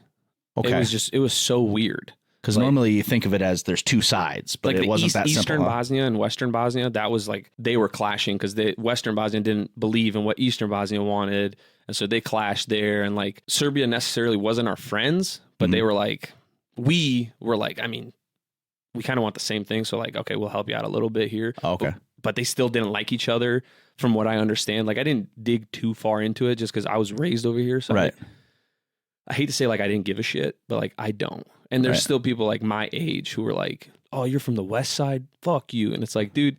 Like, no, I'm from New York. Yeah, like I don't, like whatever happened over there, it was terrible. I get it. But like, we're fucking raised over here, man. Right. Like I don't give a shit where. Yeah. Well, and you weren't even born over there. Yeah. So it's like how are you going to, how are you going to pick a side, man? Like I wasn't there. I mean, obviously there's some terrible shit that happened over there. Yeah. So who were where can I pee? Yeah, absolutely. In my pants. Yeah. Let me, hold on. Let me make sure. Going on one. Did you train him to like jump on legs? Yeah, mostly, especially if they're hurt. Yeah. Like, get him. Get that asshole. It's pretty. I want to see him feel pain. Yeah. What the fuck are we talking about? I don't remember. I'm with my wife. Oh yeah. So, I mean, obviously you keep it in the culture because fuck Americans. Yeah. Right? You guys been married for how long now? We've been married for 2 years, but we've been together for like 7. Yeah. And then you got a beautiful baby girl. Yes, sir. How did that change your life? Dude, you know, you hear you will love nothing more than this thing. Yep. And I swear to God, like I'm not a very emotional person. Yeah. But like when she came out and the first time I looked at her and she was like, nah, like I started crying instantly. Yeah. Like, and the first thing I do is look at my wife and I was like, dude, she's perfect. And like, I was bawling. Yeah. I've had a dog. I loved that dog. Yep. But like, there is nothing more that I love than that kid. And like thinking about it, I'm like, dude, if I still had that dog and like he came after her, I'd like choke him with my bare hands. Like, Right. I love this kid. Right. And I mean, it's just like, I'm so much more appreciative of like everything my parents did for me, especially since I've had her, just because I can see like how much more I want to do for her. Right. You know what I mean? It's just like, I don't even live for myself no more. It's like, I'm just only focused on this kid. Right. It's crazy. It's amazing. Yeah. It is a different thing, but yeah, that feeling, you don't feel it until you feel it. No, dude. Yeah. And there's no word. Like, I mean, I can just ramble on all day, but like, there's just no words. And even like my wife, like I knew I loved her. I married her, obviously, but like when she gave birth to her, I didn't know that I could love her even more. Yeah. I was like, dude, like you're the shit. But when it comes to kids, I heard Dax Shepard on his podcast was talking the other day. He's like, I mean, my wife could still do something someday that I'm like, I'm done. Yeah. You don't feel that way about your kids. No. It's like, well, they're always going to be my kids. She don't always have to be my wife. Dude, I get it. Yeah. I totally get it. Yeah. And it's like, I always like before I had kids, like there's certain people who are fuck ups and their parents are like nonstop. Like there's somebody very close to me who's a fuck up, but their parents are like nonstop. Like, come on. And like before I had a kid, I was like, dude, I would have been like, fuck you, you know? Whereas like now, I don't know what it would take for me to just tell my kid like, fuck you. Is she talking yet? Yeah. Like sentences? No. You just wait. Yeah. Well, and even like, I get it. Like you can just be like, fuck off for like 30 minutes. Like just, but like, I just don't know that I could ever be like, I don't want you in my life. I had a weird thing happen this morning. Yeah. So I was up at like 5. I wake up early a lot and I was like, fuck, this house looks like shit. My wife's going to kill me if Kedo comes over here and like, it just looks like a hovel, it's just dirty and disgusting anyway. Yeah. Hey, if anybody gets it, it's me, dude. You know how we live. Yeah, like animals. So I was cleaning up the dining room table, and that dining room table is not. It's not for food. It's from everything to get dumped on. Yeah, like and just sit there all fucking day, right? Yep. So I'm cleaning it up, and there's a notebook on there, and I don't think anything of it, and it's open, so I'm like kind of reading what's in it, and I realize it's a journal. Oh shit! And it's too late. I've already read what's in there, and like it's my 7-year-old. I hate my dad. Oh, I hate my mom. God. I hate Ellie, and I'm just like, oh man. The first time you break your daughter's heart, is gonna be fucking brutal. Because I did it just this morning. Did you? Yeah. She didn't want you to leave. But she doesn't understand. Yeah. I struggle because I was parented very strange. Mm-hmm. And so I don't 100% believe that I'm a good parent. So it's tough for me and I get frustrated easy and stuff. And I yell, that's my go-to. And I fucking hate that I do it. Yeah. I hate it. I hate it more than anything in the world. Apparently not. I don't hate it enough to stop, but like, I mean, I don't want to do it. Even when I'm in the moment of doing it, I don't want to do it. And one night I fucking lost my mind on her, and the look on her face of just like terror and heartbreak. Yeah. Was just like, fuck, man. Like, I don't want to be this monster in your eyes. Yeah. Yeah. And she's like, you scared me. Yeah. I'm like, fuck. Yeah. Like I'm supposed to be safe, you know? You know what though, dude? Kids are like master manipulators. Yeah. Yeah. So like she's really good at it. I was going to say like part of that could just be her like. It was shitty though. Like I was screaming. She's 7, man. She's 7. I was screaming. But I don't think you're a bad parent for that. Like you didn't beat her ass. I want to do that. You should. I wish you could be like a fly on the wall in my house. Dude, you know that whole like she can go visit her grandparents? Yeah. Dude, fuck that. Quick story. Yeah. So of like bad disciplining. Yeah. My grandfather, my mom's dad, owned a ranch in New York, and the sheep kept fucking getting out, so he had to put in new T-posts. Mm-hmm. And instead of going to the store and buying that like T-post driver into the ground, he's like, fuck that. I got me and my uncle, who's only like 4 years older than I am. He's like, I got these 2 dickheads. I'm just going to take them out there, and they're going to hold the T-post while I whack it with a sledgehammer as hard as I can. Oh, no. Dude, so like every time we'd be like holding this thing, he would like wind up and like fucking, what are you going to do? Like, you know? You know what I mean? Like, I didn't want my arm to get broken. Right. And he just like laid into us, man. Like, just fucked us up. And like, his way of like making things right was like, well, I'm gonna go get him ice cream. Oh. And there's like 99-cent, those little cones. Oh. So we go get him, and like, I was in the back seat fucking with him. There was a sock. I don't know where the sock came from, but I was like, ew. Like, as he's driving, he's like, when we get out of this car, I'm gonna fuck you up again because you obviously didn't learn your lesson. So I'm like, if you do that, I will throw this ice cream cone in your face. Oh, and he's like, no, you won't. And as soon as we got out of the car, like, it was game on. He like got out and looked at me hard. I obviously got out faster because he's old, and I just fucking yeeted this ice cream. Like, just. I fucking Harrison Ford witnessed him. Dude, I just fucking like in your face. It was so bad, man. It was so bad. Because like, I thought I'd call my mom and be like, I did this shit for us. You know, I finally stood up to him. He was like, no, he stood up to my grandpa. He was a fucking asshole to everybody. And, like, just beat up everybody. So like, I did it. I stood up, and like, my mom was like, oh my God, what did you do? You awoke the dragon. Yeah, dude. He fucking, I'll never forget. He was like chasing me, and we get down to the, like, in the yard, and he's like 10 yards from me. He's like, where are you gonna go now? And I'm like, fucking come get me. And he like starts he's fat, but he was fast. Okay. He was quick. And he's like running at me full fucking speed. Like, I was 12. Yeah. And this guy is like 48. Like, he's a grown man, dude. And so, 50 maybe. And he's like fucking running at me full speed. I like step left hard as fuck and cut back right. And he just lets this noise out, like when he's like, ugh! And I watch him like topple over his body. And I just juke the shit out of him. And like, my uncle was he was petrified. And so was my grandma. My grandma's like, I can't say shit. He's gonna beat my ass. So like, they watched me like juke him out of his shoes, and they were like, oh, like in the back, oh shit. Like, dude, it was like a fucking highlight on ESPN. Like, I got away from him. My mom fucking sent my dad over. He picked me up and took me home. He was like, Jesus Christ. You were almost dead that day. Like, you were gonna die. So yeah, you're not a bad parent at all for yelling. Still though, man, it's like, fuck. I mean, you know, you got a girl, you know, it's like, it's different. I've heard that. Yeah, it's way different. And Jenny rides my balls about it all the time. She's like, you would never let those boys get away with that. And I'm like, I don't let them get away with it either. Yeah. But what am I going to do? Yeah. I ain't going to beat their ass. Well, and I don't want to be, like, I told my wife, like, I don't think I have it in me to ever put my hands on any of our kids. Like, I just don't want to do that. I don't want to be that kind of guy.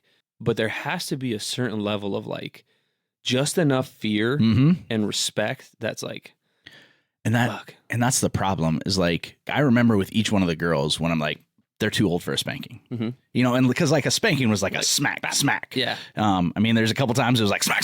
Because it's like, what are you doing? You know, but like, it was a diapered butt or something. And then like the minute you're like, she just got a spanking and she's too old, you're like, I'm not going to spank her anymore. And it's like, now what?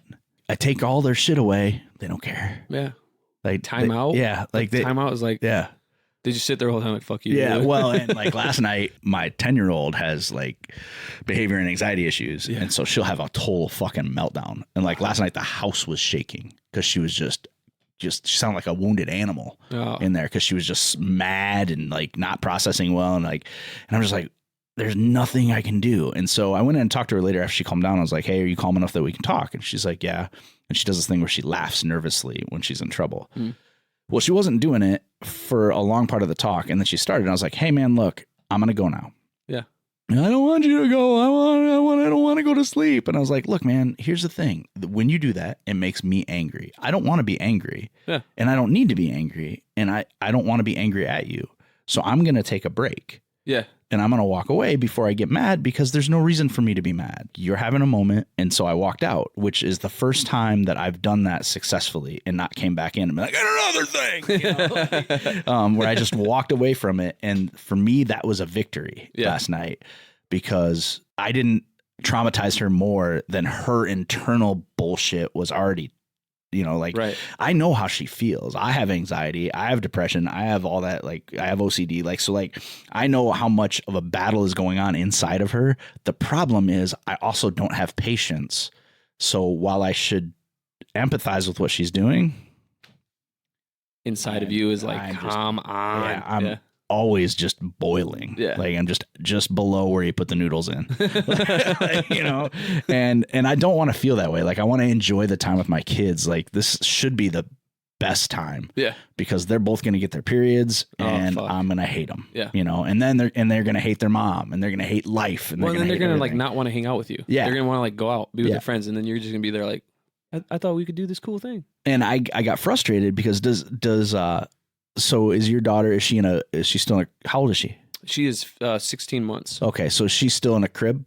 Yeah. Okay. So she's not in a toddler bed yet. No, we tried that and she like somersaulted out of it. Yeah. It was fucking terrible. Both my girls were real good about once we switched them to the toddler bed. Like they were so excited about having a big girl bed. Yeah. Like they're super stoked about it. But so now every night I go lay down with my 7-year-old every single night. Yeah. And she calls it tuggling. So I go get in bed with her and we lay there and we chit chat a little bit. And then most of it is me going, you need to go to sleep. You need to go to sleep. But it's like, if I go in and lay down with her, she'll fall asleep in 15 minutes. Wow. If I don't, she'll be in there for 2 hours. And it's like, I don't ever want that to stop. Yeah. Like, I mean, it's like, it's our moment, even though I'm annoyed the whole fucking time. Yeah. Someday she's not going to ask me to come in there anymore. It's going to break your fucking heart. Yeah. It already does. Yeah. Like, I know it's going to happen. That one day you're going to walk in and be like, ready for a tuggle? She's like, Dad, no. I've got my period, Dad. Yeah. You're going to be like, what the fuck? Well, and like, my 10-year-old, her and I used to be best buddies. Mm-hmm. Like we just hung out all the time. And like she would come in my office and play with her little people and shit while I would work on the computer. And then just something happened. She just doesn't want to participate anymore. Yeah. You know, and it's like, fuck, man. And I remember my wife telling me when she got pregnant with my 7-year-old, she's like, I'm just worried that you'll never be able to love anybody as much as you love Ellie, my 10-year-old.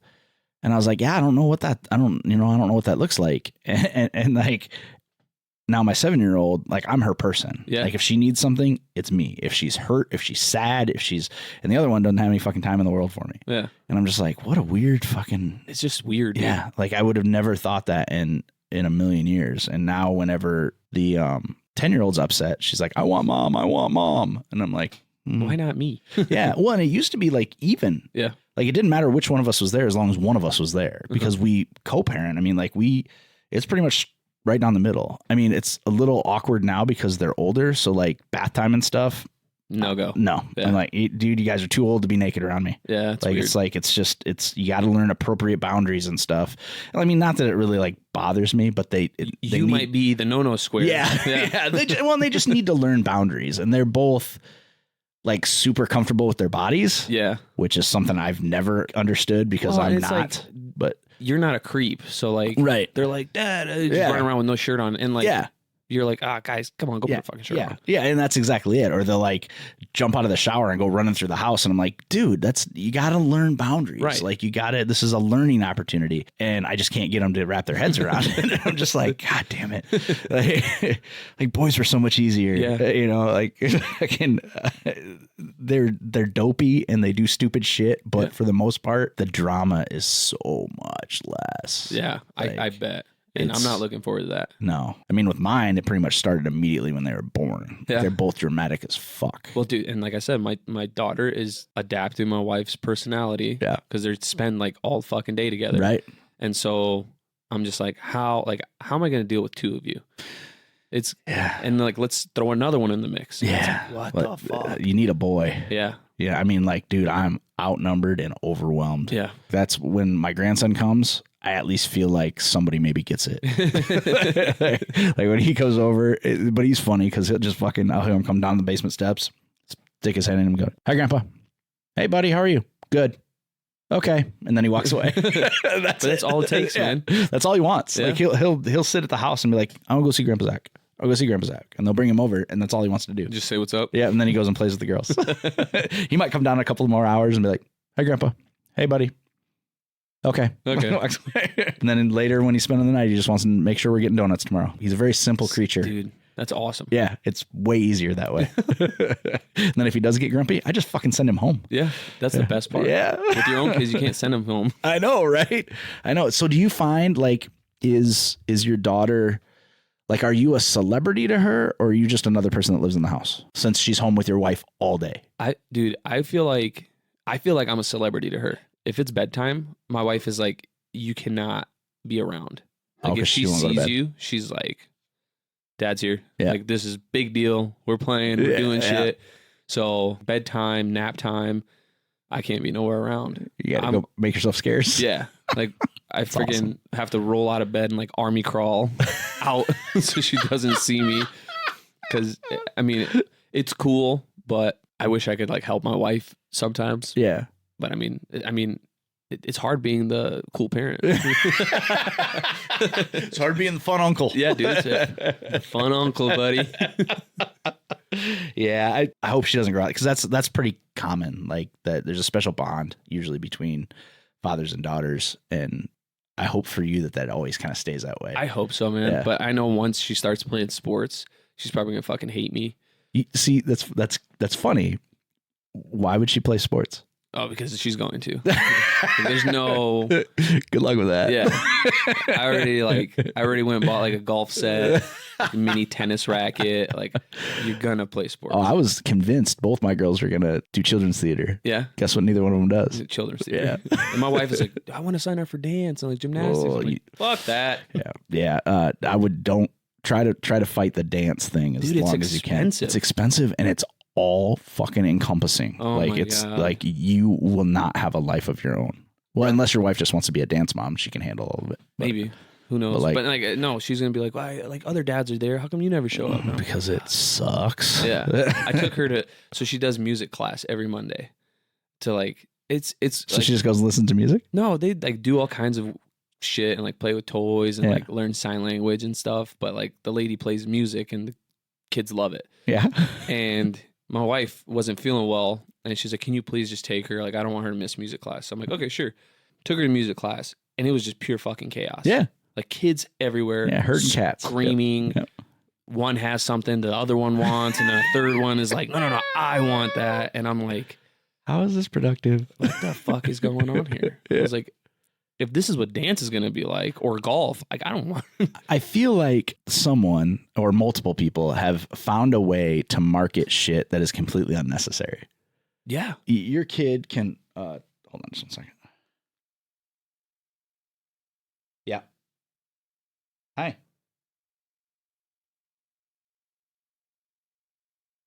Okay, I'm coming. Yeah, bye.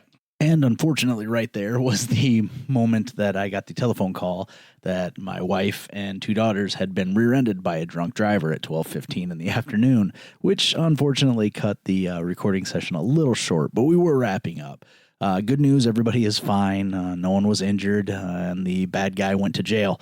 So that ends our conversation with Kedo Osmancevic. Hopefully we'll have him back again. I really, really had a good time, and I want to take this opportunity to thank him again for coming into the studio and sharing what it's like to be a first-generation American.